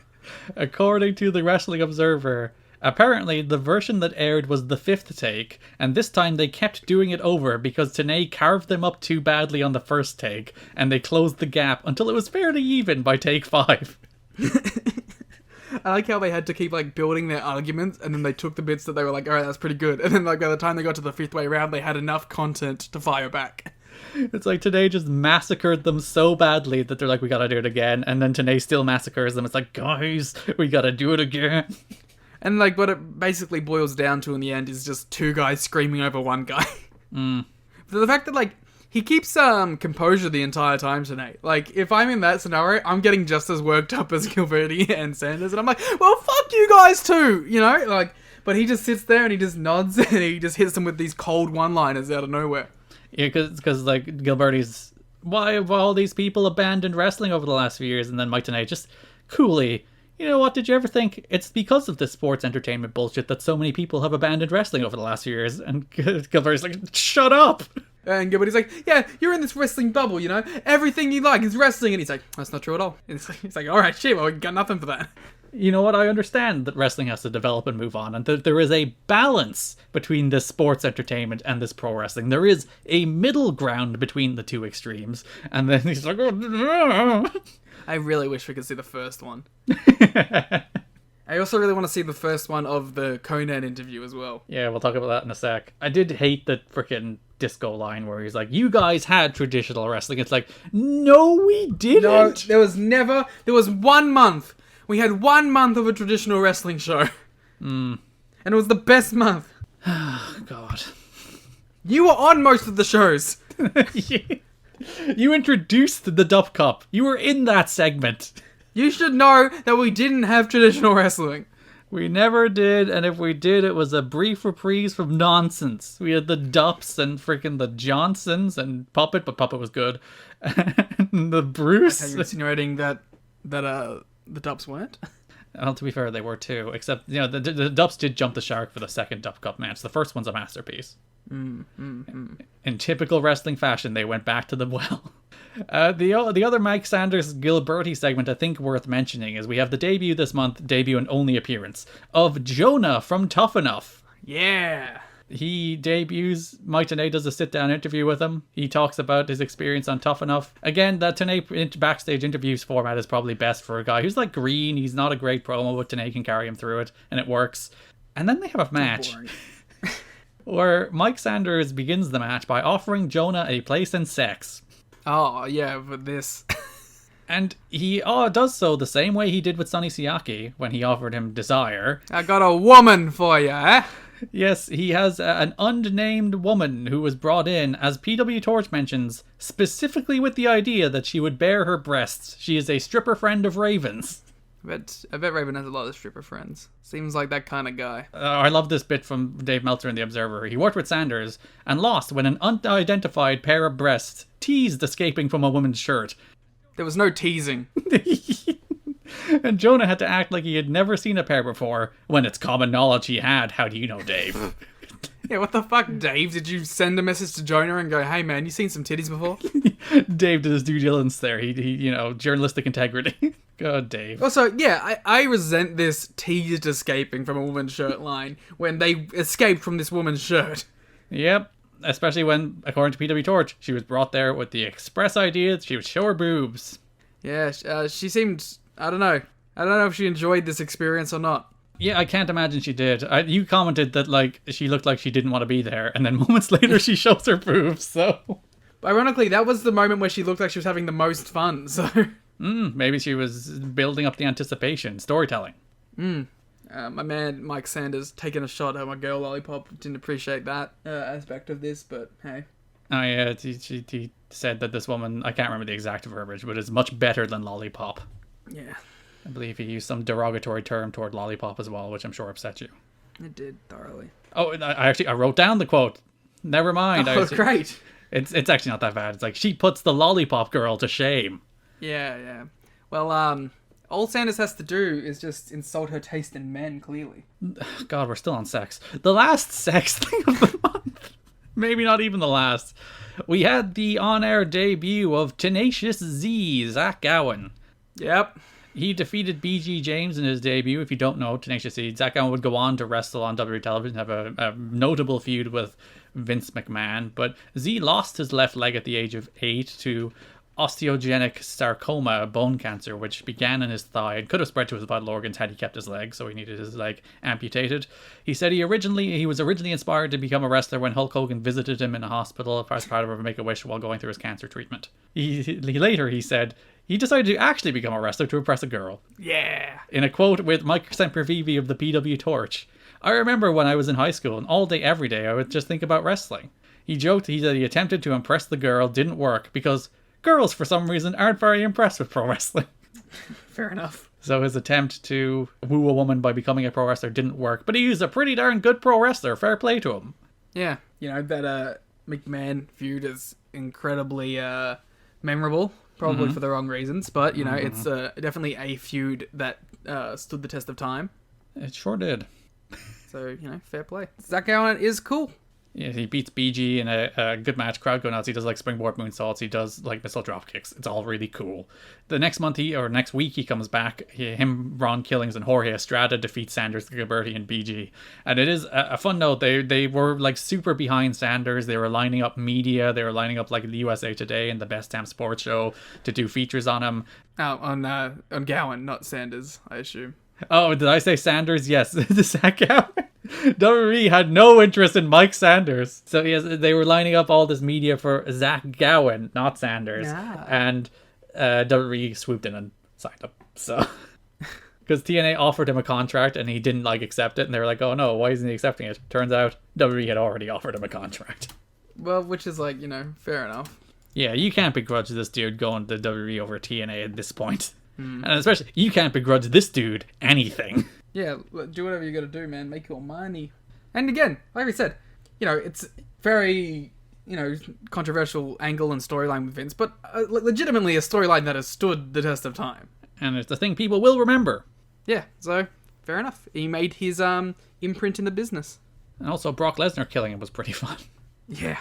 But you have to wonder, what kind of insane angles Vince Russo would have come up for Zach Gowen. Oh god, it would have been for as shaky as the Vince stuff was, the Vince Russo stuff would have been so much worse. It probably would have been the exact same feud but with Vince Russo. Oh god. Oh no. Alright, I think we've done all the sex stuff. Finally. I think after nearly an hour and a half of this podcast, we have finally finished every sex thing that happened on these shows. And even we haven't. There's a bunch of stuff in the other divisions that's also sex. An hour and a half of foreplay. Oh, dearie me. Let's move. We had a bunch of debuts, as we mentioned, and returns in a couple of fashion. We had Vader debut. We had Sandman debut. We had Eric Watts debut. We had Steve Corino return. We had Paul London debut. Yeah! We had JJ Dillon debut and Hoovy debut. We'll talk about a couple more of those in a second. Paul London. Nice to see a young, exciting wrestler on these shows again. Yeah, he definitely feels like he is taking the AJ position of a year ago. Yeah, it's very unfortunate that he comes into TNA and, he signs with the Fed 4 months later. So yeah, WWE just continues to ruin everything. Anything good in TNA has to be taken away, which Dave Meltzer kept on banging on about that while the company was being formed. It's if you have anybody who gets any amount of buzz or any amount of hype, WWE are just going to come in and take them. And that's what happened. Yeah. WWE came in and took Zach Gowen. WWE came in and took Paul London. And when you don't have people signed to contracts, that's what happens. And it sucks because, I think it's been discussed 1,000 times, but it feels like if London had have stuck around doing his ROH, doing his TNA, he probably would have ended up in a better position than he ended up in after going to the Fed for his Fed run. Sure did. It's sad. It's just sad. But also, again, you can't blame the guy for taking the deal. And he didn't have a terrible WWE run, as we mentioned in the watch along as well. His WWE run was pretty good. The London and Kendrick stuff is memorable. So it's not all it's not just horror. It's not the Frankie Kazarian WWE run where it's oh, you just did nothing. But it's a guy that you felt could have reached those same levels as your Danielsons and your Punks and your Styles and your Joes and all that kind of stuff. But never really got the opportunity to grow into that kind of worker. Unfortunately not. Kind of felt like he lost his cred too after he left. It's because he's a traitor. Yeah, just like AJ Styles. Okay, AJ waited long to go there though, so we had, I think, the best stuff of the month, Conan. Yeah, Conan is fantastic. He is far and away the highlight of all of these shows, because the very first show of the month, Conan does the sit-down interview with Mike Tenay, and it's basically the good version of the Vince Russo sit-down interview with Mike Tenay. Because he came prepared. So Conan has this sit-down interview with Mike Tenay. As you mentioned, there's a note in the show notes about how just thoroughly prepared for this Conan was. By all accounts, he spent the entire day getting ready, studying notes. They did a first take that by all accounts was even better than the second one, but was too long, so that they reshoot it. I don't know why they didn't just edit it, but sure. I want to see that first cut really badly, because this ruled the second cut, so, yeah. Yeah, when we were watching the Vince Russo one, we said, like, there's a good version of this, where it's, like, focused on a story, or it's not, like, inside baseball, or it's actually, like, advancing character stuff and advancing story stuff and building to matches. And this was that. Conan sits down with Mike Tenay, and they're basically talking for, like, 5 straight minutes about racism in wrestling. So Conan is, like, look at all these Latin American and Hispanic talent who are succeeding in boxing and succeeding in baseball, and like all of the demographics that traditionally appeal have been turned upside down. It's like Tiger Woods is the most successful golfer, Eminem is the most successful rapper. So like the world is a different world than pro wrestling is treating it as, whereas pro wrestling is just stuck in the past. It's like just a bunch of generic white dudes. Like there couldn't be a greater testimony to Conan's point that this month of TNA ends with the fail sons of Brian Lawler, David Flair, and Eric Watts, thoroughly mediocre white men who are sons of successful fathers getting opportunities that they have probably no right to over people who are much better than them. And Conan's just sitting there at the start of the month being like, well, I told you so. Just a compelling speaker, you know? And it always helps when something's rooted in reality too. And it starts where Mike Tenay is like kind of pushing back and kind of like, you know, skeptical of things he's saying, because he says like outright, it's like, oh, Jarrett, Vince McMahon and Eric Bischoff are racist.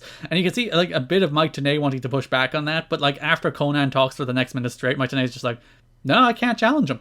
Yeah, the only one he challenges is honest, and he goes, and you're racist too, Mike Tenay. Yeah, he's like, no, wait a minute. I've been advocates for these kind of talents for years and years, which, to be fair, he was. That's like the big recurring joke in WCW. It's like, oh, it's a luchador or Japanese wrestler in the ring. Time to get Mike Tenay on commentary to tell you actually who this person is, because he's the only person that cares to find out. I do like, there's like a level of begrudged respect that Conan gives Tenay as well. Which is, I think, is a nice touch. Because it would have felt disingenuous if he just went full in on Tenay as well, I'd feel. And like Tenay's like there as the fact checker. It's like he's like, who sold out Mexico Arena with 52,000 fans or whatever it was. It's like, that was you. Who was in this soap opera where we were sitting in a restaurant together and suddenly it came on TV and everyone started paying attention to Conan on this soap opera, which is apparently a true story, where everyone like that soap came on TV with Conan and everyone was like, ooh, Conan. And that was you. My favorite line about with Tenay there was like, he just comes over and he's like, yeah, even the cooks came out from the kitchen to watch. Yeah. Imagine being that over. I know. I'll never understand it personally, because I know Conan's terrible. But look. It's all charisma, more than actual ability, isn't it? If it's like star power is a whole different thing. Bad wrestlers become stars all the time, which is always the reason people are giving out. It's like, that guy doesn't have it. It's like, if you book anybody the right way, you can probably make anybody a star. Yeah, if they have the charisma to handle it. And the composure to handle it. You're pretty much set. You can make anyone you want a star. Like, I think that's the reason... Yeah, they need to have, like, the mainstream appeal. If you got that, yes, you're fine, Like, there's a reason, like, MJF is going to work for AEW. And there's a reason that Orange Cassidy's already worked for AEW. It's because these are guys that are marketable and that a mainstream audience can understand. And a thing fans do all the time now, which I really don't like, and I think it comes from the fact that nobody's over, but... they find the reasons why people shouldn't be pushed. It's like, this person's the best wrestler ever, but they're not charismatic. It's like, well, give them a manager. Give them a character where they're the best wrestler ever, and they don't need to be charismatic. Don't just write them off because of these problems. Try and work around these problems so that you have a star. Yeah, it's the Paul Heyman credo that's been beaten to the ground, but is still nonetheless true. It's like, accentuate the positives and hide the negatives. It's really that simple. Yeah. And it's like, it's the opposite of what WWE do, where like WWE have this mold where if you cannot go out and cut a 15-minute promo, you will not make it there. No matter who you are, no matter how talented you are, no matter how charismatic you are, if you can't hold a microphone in your hand in that company for 15 minutes and do their stoic delivery, you won't make it. And it's so stupid. Yeah, you're not wrong. Ugh. So Conan continues through the month. He recruits the SAT as his pals for like a week. We get like a week-long SAT heel turn. Yeah, which is great. We also got I don't know if it was mentioned, probably was, the greatest line of all time is that the wrestling fans are racist. Oh yes, wrestling promoters and wrestling fans are racist. Advocating for that to be added to the intro just for this week. We'll add it for 1 week only, if I can fit it in. If you can fit wrestling fans are racist in. You don't need to put in the promoters. I just want wrestling fans are racist in the intro. You demand it. So yeah, Jerry Lynn beats the SATs in a triple threat match. A good match too. I thought it was a really fun little match. I thought the match was fine but forgettable. Well, God forbid I like a match that Garrett doesn't. This is me getting revenge for you shitting on the Dusty and Vader tagging. Damn. But we do build to, I think, a much better match later in the month where Conan introduces Juventud Guerrera, the Juice, to face Jerry Lynn. By the way, we must say, the entire premise of this feud, which probably should have mentioned, is that Conan is very mad that the X Division has stolen the style and of wrestling and all the spots and the moves of Lucha Libre and co-opted it as their own and branded it as their own. They gentrified it. So Conan is upset about this and he wants the luchadors to get the credit that they deserve. It's a cool little storyline. I do have to admit that it kind of feels like a demotion for Jerry Lynn. Well, to be fair, for the last few weeks he's been feuding with David Flair and Mike Sanders. Yeah, but it still felt like he was a part of the big overarching sex versus tradition feud. Now it feels like, alright, back to the X Division nerd.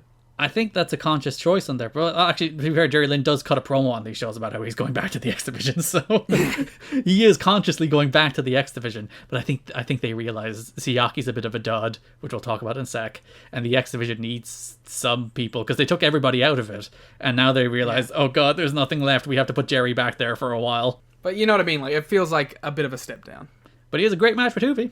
Sure does, and it is, there's a really interesting part where it's like it does kind of feel like, you know, the guys each other are like, you know, the same side of the coin or whatever. Like it's like, oh yeah, Jerry Lynn and Hoovy, and they're kind of doing the same stuff, and it's a fun little dynamic.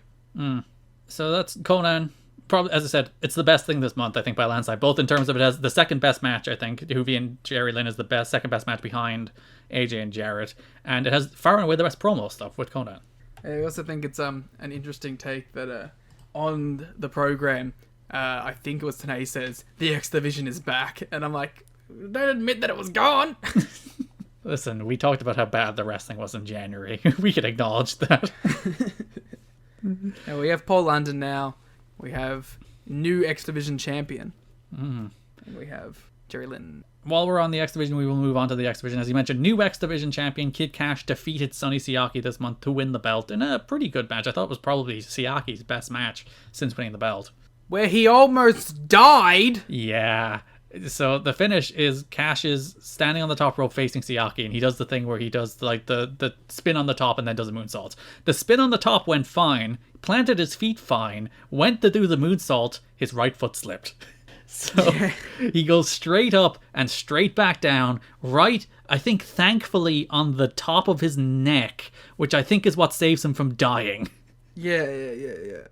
Weirdly enough. Yeah, if you watch him go down, he does land like right high angle on the top of his neck. It's a miracle he didn't break his neck, but if he landed on his head, he would have broken his neck. Yeah. Just a really rough landing for my man. In an otherwise, yeah, like you said, really good, fun match with Siaki. I'm very happy that Cash is the X Division champion because he's probably like the best guy there at the moment for that role. So hell yeah, let's get some Kid Cash. Some cool Kid Cash X Division matches, please. So, Cash goes on to defend the belt twice that month against Jason Cross and against Paul London. Paul London, bizarrely, who got the title shot despite losing the gauntlet match. Well, they stopped caring about it. Yeah. Because, like, Cross just came back and got a match as well, so...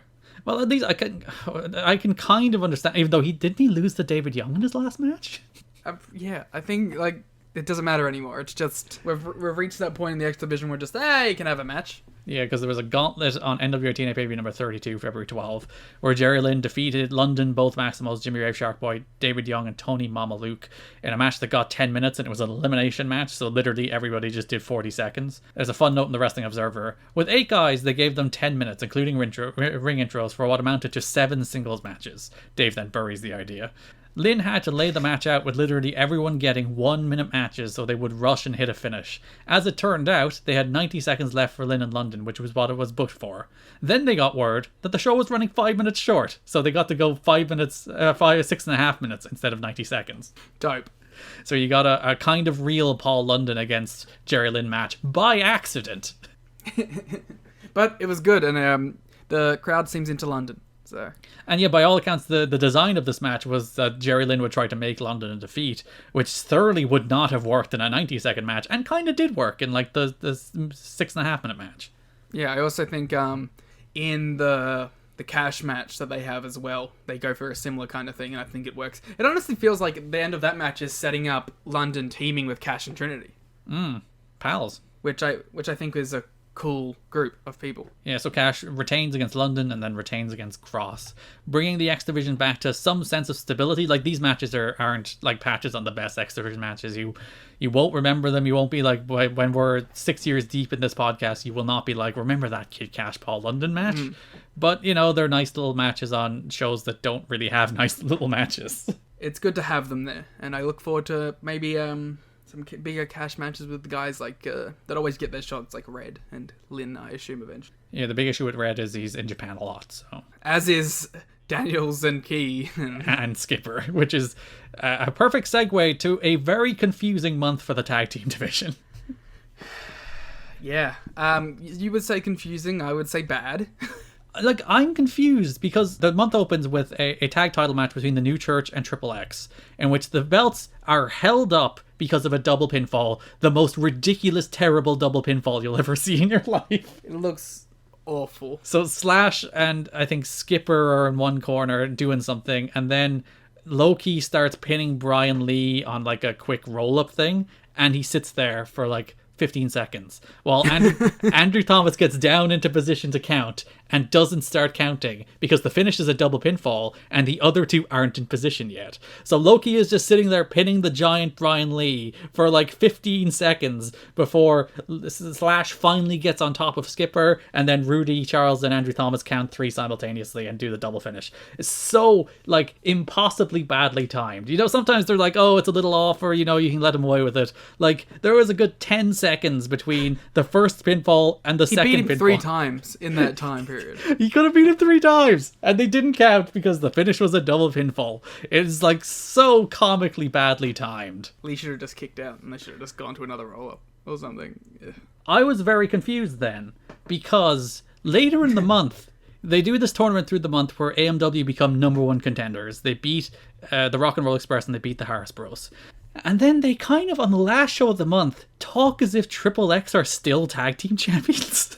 I guess they're like doing the whole thing as like they never lost the belts technically thing that they do in wrestling all the time. I think the idea is that like Triple X are in the tag title match because they are champions. Yeah. And like they're the ones that were stripped of the belts, or the belts were vacated from them. So they're in the match. And then AMW win a #1 contenders match. So it's meant to be Triple X, the former champions, against AMW, the #1 contenders.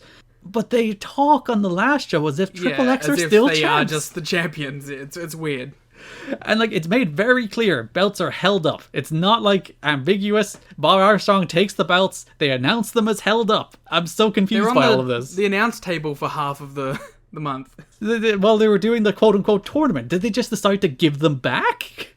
Yeah, I don't know. I think we'll have to wait and see until next month. It's very, very strange. They're like the title match between Triple X and AMW doesn't happen until March.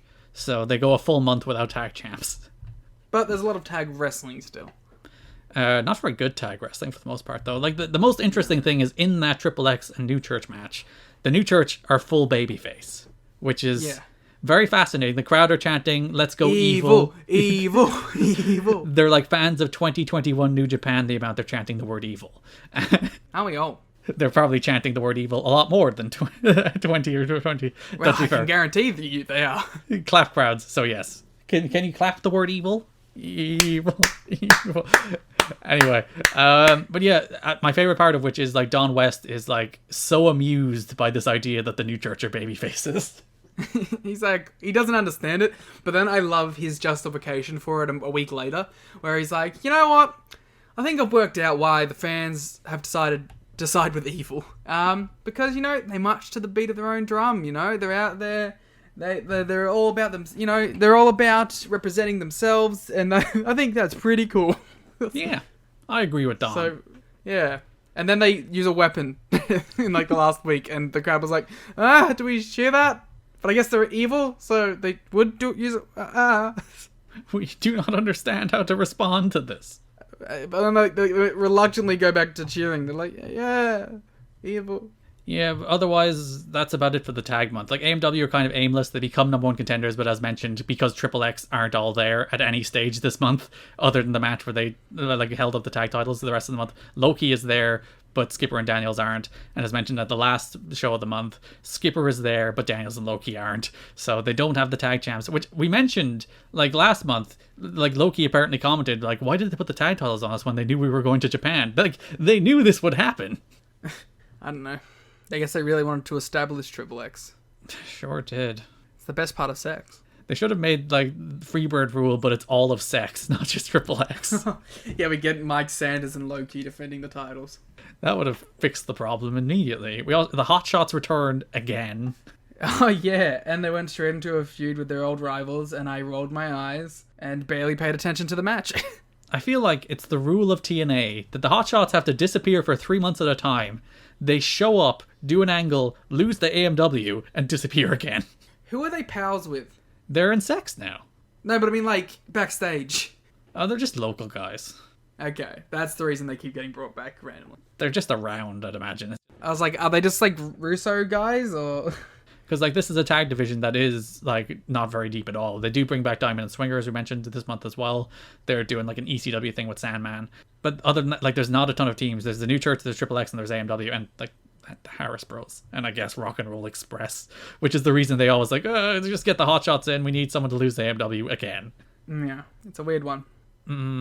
Every time, as you mentioned, every time I see them and they jump AMW, it's like, oh, God, this again? Don's like, you know that they use... Yes, we know, Don! We're aware of the story.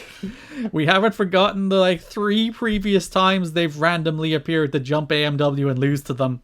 It's like if like AJ beat up Jerry Lynn and like Don's like, hey, you know that they have a history. Remember that rivalry? Remember where every week they'd have at least 1 match and occasionally 3.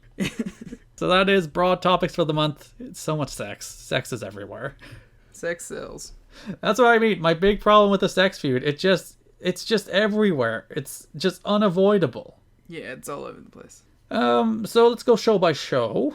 We'll start with NWA-TNA pay-per-view number 31 from the Asylum in Nashville, Tennessee, February 5th, 2003, with 1,100 people there. It opens with Larry Zbyszko holding the NWA title, which I think I'd be on board with if there was actually a Larry Zbyszko nostalgia run.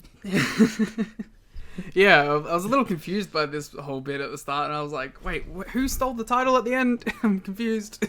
Oh yeah, because Raven stole it, but then lost it, but then Jarrett got it back, but then Styles stole it, and now it's with Zbyszko. Yeah, I was like having to recall that in my head the whole time. Like, wait, here. The chain of property. My favorite part of this was Jarrett was like, "You give me back that title, or I'll take it out of your ass."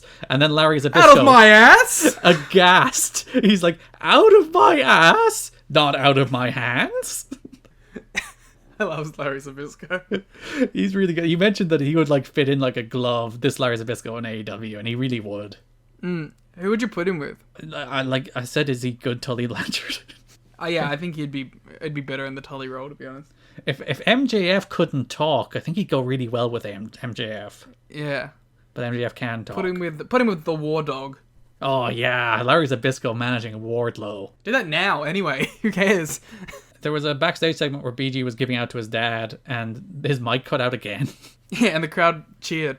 It did. And I was like, maybe this is just active sabotage. It's like anytime BG's on the screen, we're afraid he's going to say a slur of some sort, which he kind of does a couple times this month. I like to imagine it's, yeah, fuck you, won that $50, huh? I'm going to fuck with your mic. Oh, I never talked about my bad Raven promo. Oh yeah, talk about your bad Raven promo. So on this show, Raven comes out, and he's cutting the promo on AJ. And it's the most, like, flowery, poetic, nonsense, fake Bray Wyatt language you've ever heard in your life. Well, to be fair, that was it. That that is Raven. Like, I don't want to give Bray Wyatt credit for that. Like, that Raven invented that shit. So much so that I wrote down, I transcribed his promo. Oh, are you going to perform it right now? I'm going to perform Raven's promo. Do it as Raven. Please try and get the voice. You do realize that you are a mere gardener in the yard of life, while I walk a different road. A road of horror. A narrow road with no turns, that only the bravest men would dare travel. Pain. Pain is a bridge on that road, carrying the traveler over dark waters of deceit and scorn. Debt.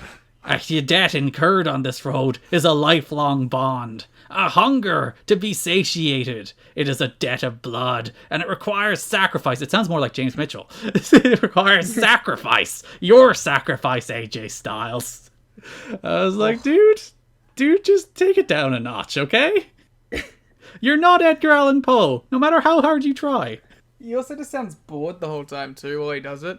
So he'd be like, this road, they go down the road, and then I'm the gardener on the road, and I am the Raven, and I am the darkness, and I am that death, I am the Reaper standing at the end of the road, in my clockwork orange house of fun, cohort the Raven, nevermore.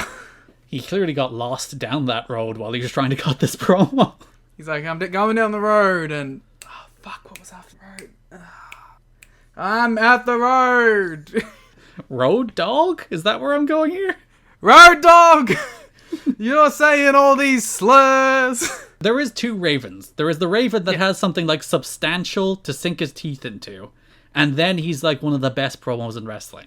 And there's the Raven that doesn't really have much going on, so he's just sent out there to say something, and he decides to fill that time with utter gibberish. Well, you see it in this month. When he has nothing, he does that. And when he's feuding with an old rival, the Sandman, he has so much stuff to draw on that he delivers a really great promo. Maybe we just don't get it. Get the genius. We don't. It's just too highbrow.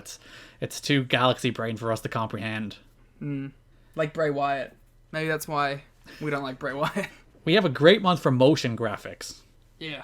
There's one where like David Flair is trying to look menacing and then he underlines the sex on his shirt.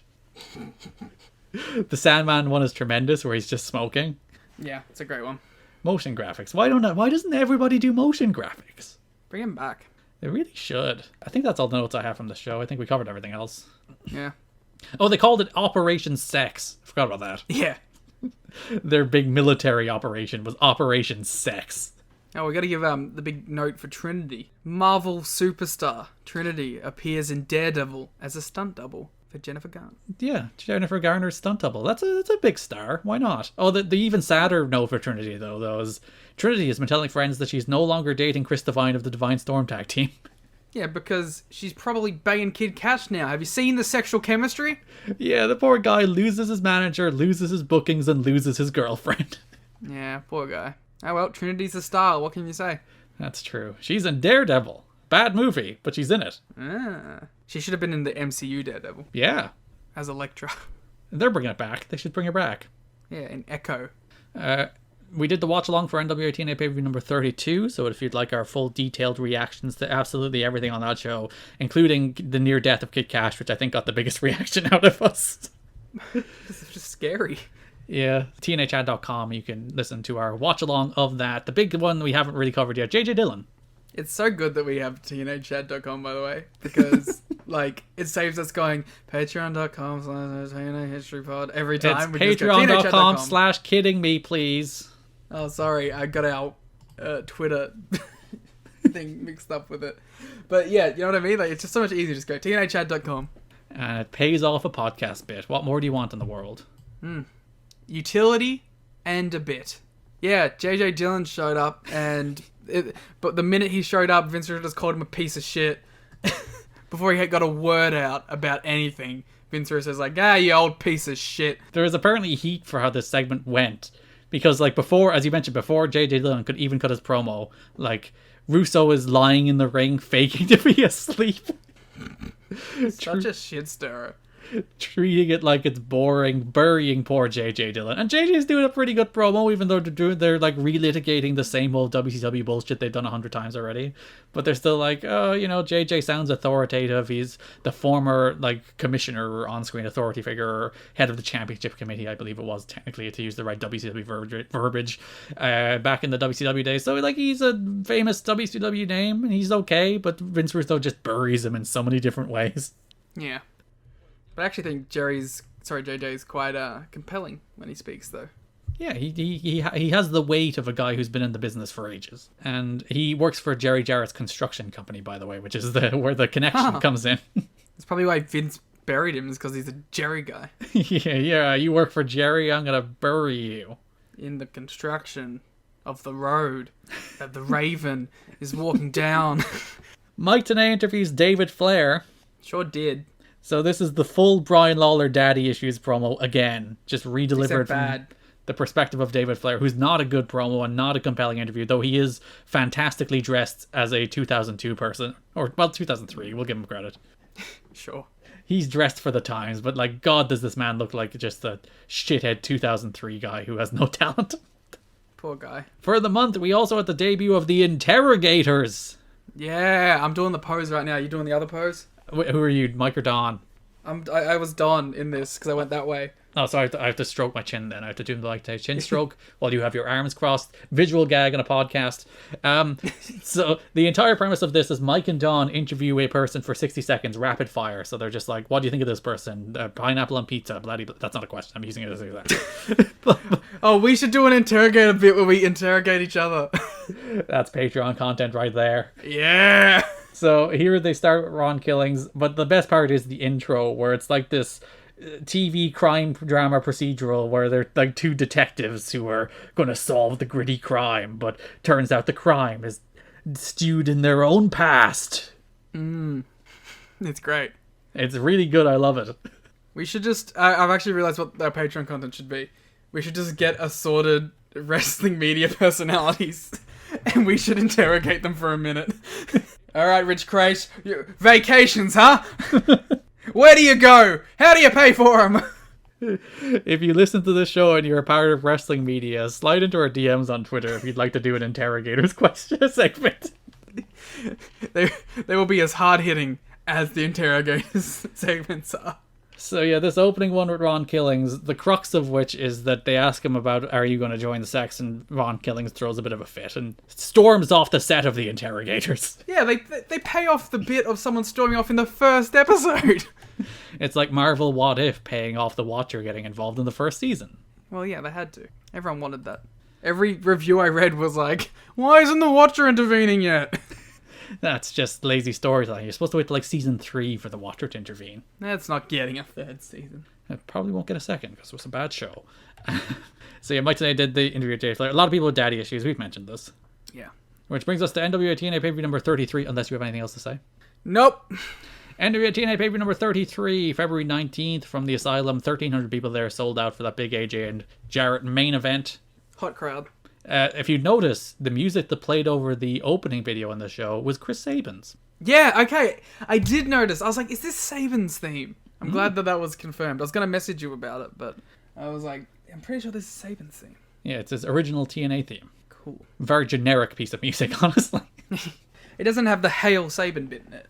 So Russo arrives with styles that it's suggesting that he has recruited him into sex. And like, to be fair to Vince Russo, the man has the most tremendous smug face you'll ever see in your life. It's like, listen, if it comes down to being a cocky piece of shit, Vince Russo nails it every time. Yeah, she's a I will never not claim that Vince Russo can't be a cocky piece of shit. He's real good at it. Mike Tenay cut a promo on AJ. Yeah, he was really mad at him. He got him a traitor.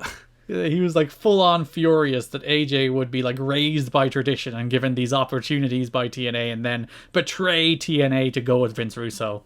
To be fair, he kind of just got worked like a dumb idiot by Russo, so he's not wrong. We had a very bad match. Disgraceland against Shark Boy. I didn't mind the old Disgraceland, I have to say. My favourite part of it was when it was over, Mike Tenay was disgusted. He was like, how dare this? And Don West just deadpan. I thought it was pretty funny, Mike, but it was also pretty disgraceful. Ah, this guy.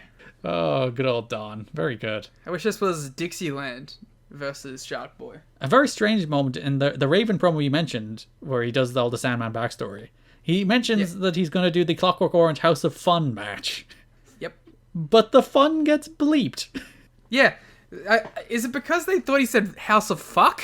I think so, because we watched the version on Impact Plus, so I went back and checked the original broadcast, and it's bleeped there too. It doesn't get a bleep, like the sound drops. So You can hear that he says fun with the bleep. That you can hear the at the end. maybe they just saw that it was cut out, and they're like, oh, he clearly said fuck. But you could clearly hear him saying fun. Yeah, maybe it should be the clock. Oh my god, I've forgotten everything. Clockwork Orange House of Fuck match. Maybe that would be a better match. I'm looking forward to the House of Fun portion of it. We had our first winner from the NWA-TNA auction show up on the show. Yeah, not too bad. Very wordy. He was pretty darn good, though, to be fair. Like, Lorenzo Papa, who interviewed Jerry Lynn, he was a good interviewer, because not only did he ask the questions, he actually sold it. He actually sold like he was paying attention to Lynn's answer. Yeah, I like how Goldie tried to give him like props, and he was like, eh. Yeah, Goldie was like, great job! And he kind of like was like, okay, I don't need your validation, Goldie. I knew I did it. He's jealous. He wants to take Goldie's spot. Yeah, obviously. There were 2 video packages on the show to set up AJ and Jarrett. The Jarrett one was like the biggest, like, this guy's the biggest hero of all time. Even though like the footage is of him like jumping people from behind and hitting them with chairs from like the first 6 months of TNA. But it's like framed as this guy is the hero of the company. What an upstanding individual this man is. It also like reminds me of how much bigger those early shows looked than these. They very much settled into the small feel of the asylum. But the AJ one is the best.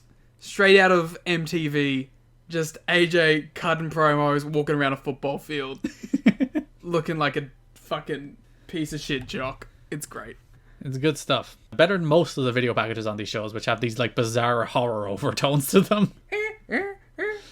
It's just the music choices. Fair enough, they're all black and white too, so it's black and white plus the music choice, where it's just like, why are these like straight out of like a Halloween movie? They're scary. TNA is spooky. Oh, the Jarrett Styles main event had one of my favorite Jeff Jarrett tropes. Actually, 2 of my favorite Jeff Jarrett tropes. There was first the single arm Jeff Jarrett kickout, which I think caused some sort of Twitter war between William Regal and Jeff Jarrett. Was that Regal tweet a subtweet?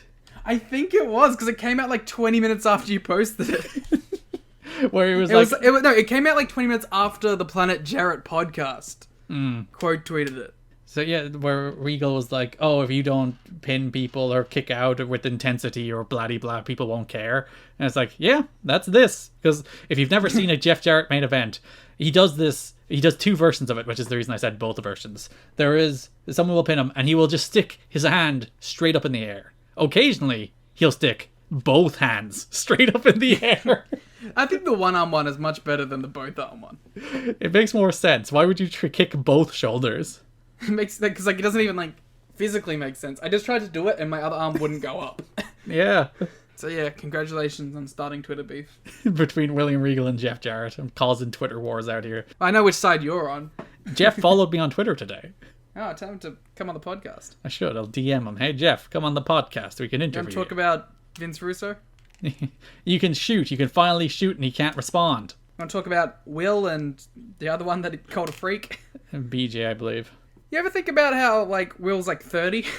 I think Will worked for TNA at one stage. I think he was like a writing assistant at one stage. Wow. I wonder if he's better than his dad. That's a vague memory in the back of my head. Don't quote me on that. Alright, everyone quote that. TNA expert historian has stated it. It is fact. You have anything else from this show? No. Disgraceland, Shark Boy. Shark Boy got a run and then immediately lost to Disgraceland the next week. So I was like, what the hell? It's very strange. He pinned both Maximos in the gauntlet the week before and then just got squashed by Disgraceland. Yeah, it felt like some bullshit. We obviously got interrogators with Sandman, where half the answers were, I'll just take both. Or I don't give a shit, yeah. Or Raven. It's Raven, I don't give a shit, or both. But the interesting one was like Vince Russo, and he's like, never met the guy. He has no opinion. Which brings us to NWA-TNA pay-per-view number 34, the last pay-per-view of the month. And I don't have much. I think I'm all out. Oh no, during the AJ Sandman match, there was a moment where AJ had a trash can and he was on the floor. And he just hurled the trash can from the floor and perfectly hit Sandman in the head.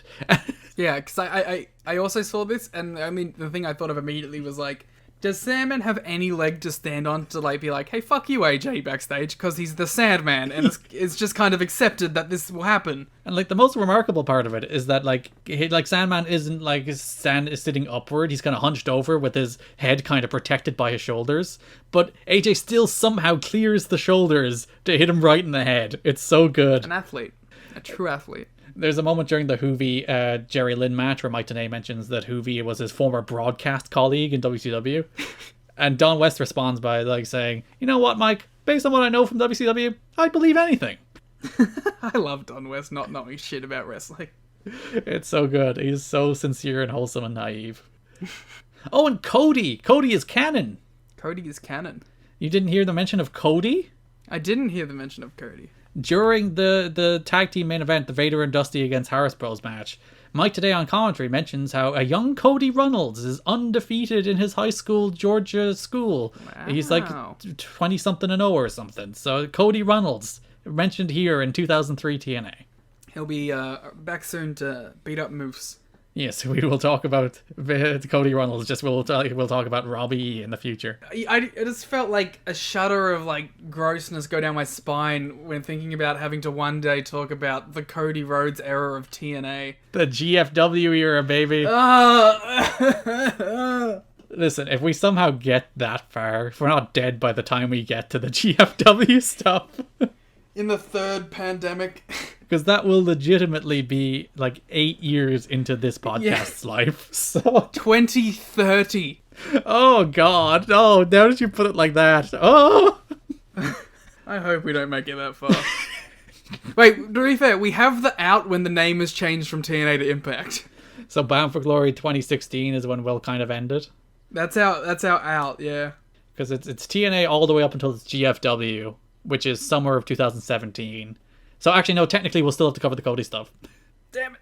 Because in theory, we can go all the way up until the Bruce Pritchard promo where he says TNA is dead.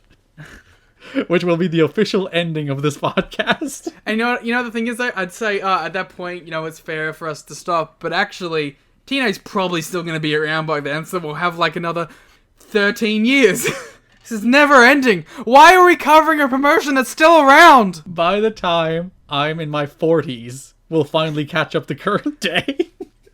And by current day, you mean now? We still have 20 fucking years. What a note to end it on. You can follow us on Twitter at TNA History Pod. You can follow me on Twitter at Garrett Kidney. You can follow Liam on Twitter at The Gleet Muda as he cries through the outro. If you would like to support the podcast, which you should support the podcast, we're good people who give you this podcast. This is a particularly long episode as well. I'm almost losing my voice for 2 hours into this recording. I've lost my mind. If you'd like to support us more, you can visit tnachat.com and subscribe on Patreon. We have a $1 tier, $5 tier, and $10 tier where you can get bonus shows, you can get drafts, you can get WCW 97 coverage. All this fun stuff is there. Q&A. Oh yeah, we'll be doing a Q&A over the next 2 weeks as well. We'll put out a call for questions there, probably on our Discord channel, Twitter, and on our Patreon. We'll take questions from everywhere. We just, because we need to fill it up. If we ask it in one place, there's a good chance we don't have enough. Well, you see, the gimmick here, Liam, the trick, is that while we will answer all of our Patreon questions, people will then have to subscribe to hear the Twitter questions answered. So it's a galaxy, but it's a great play. It's marketing. I look forward to reading all the questions that are directed at you.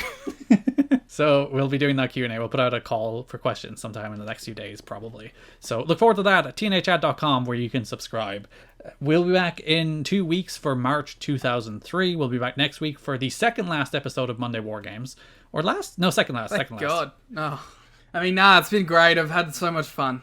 2010 Raw, baby. It's so much fun. So you can listen to that next weekend. Thanks for listening, and bye-bye. Goodbye. Farewell. Auf Wiedersehen to you. It's out of Music Rocks.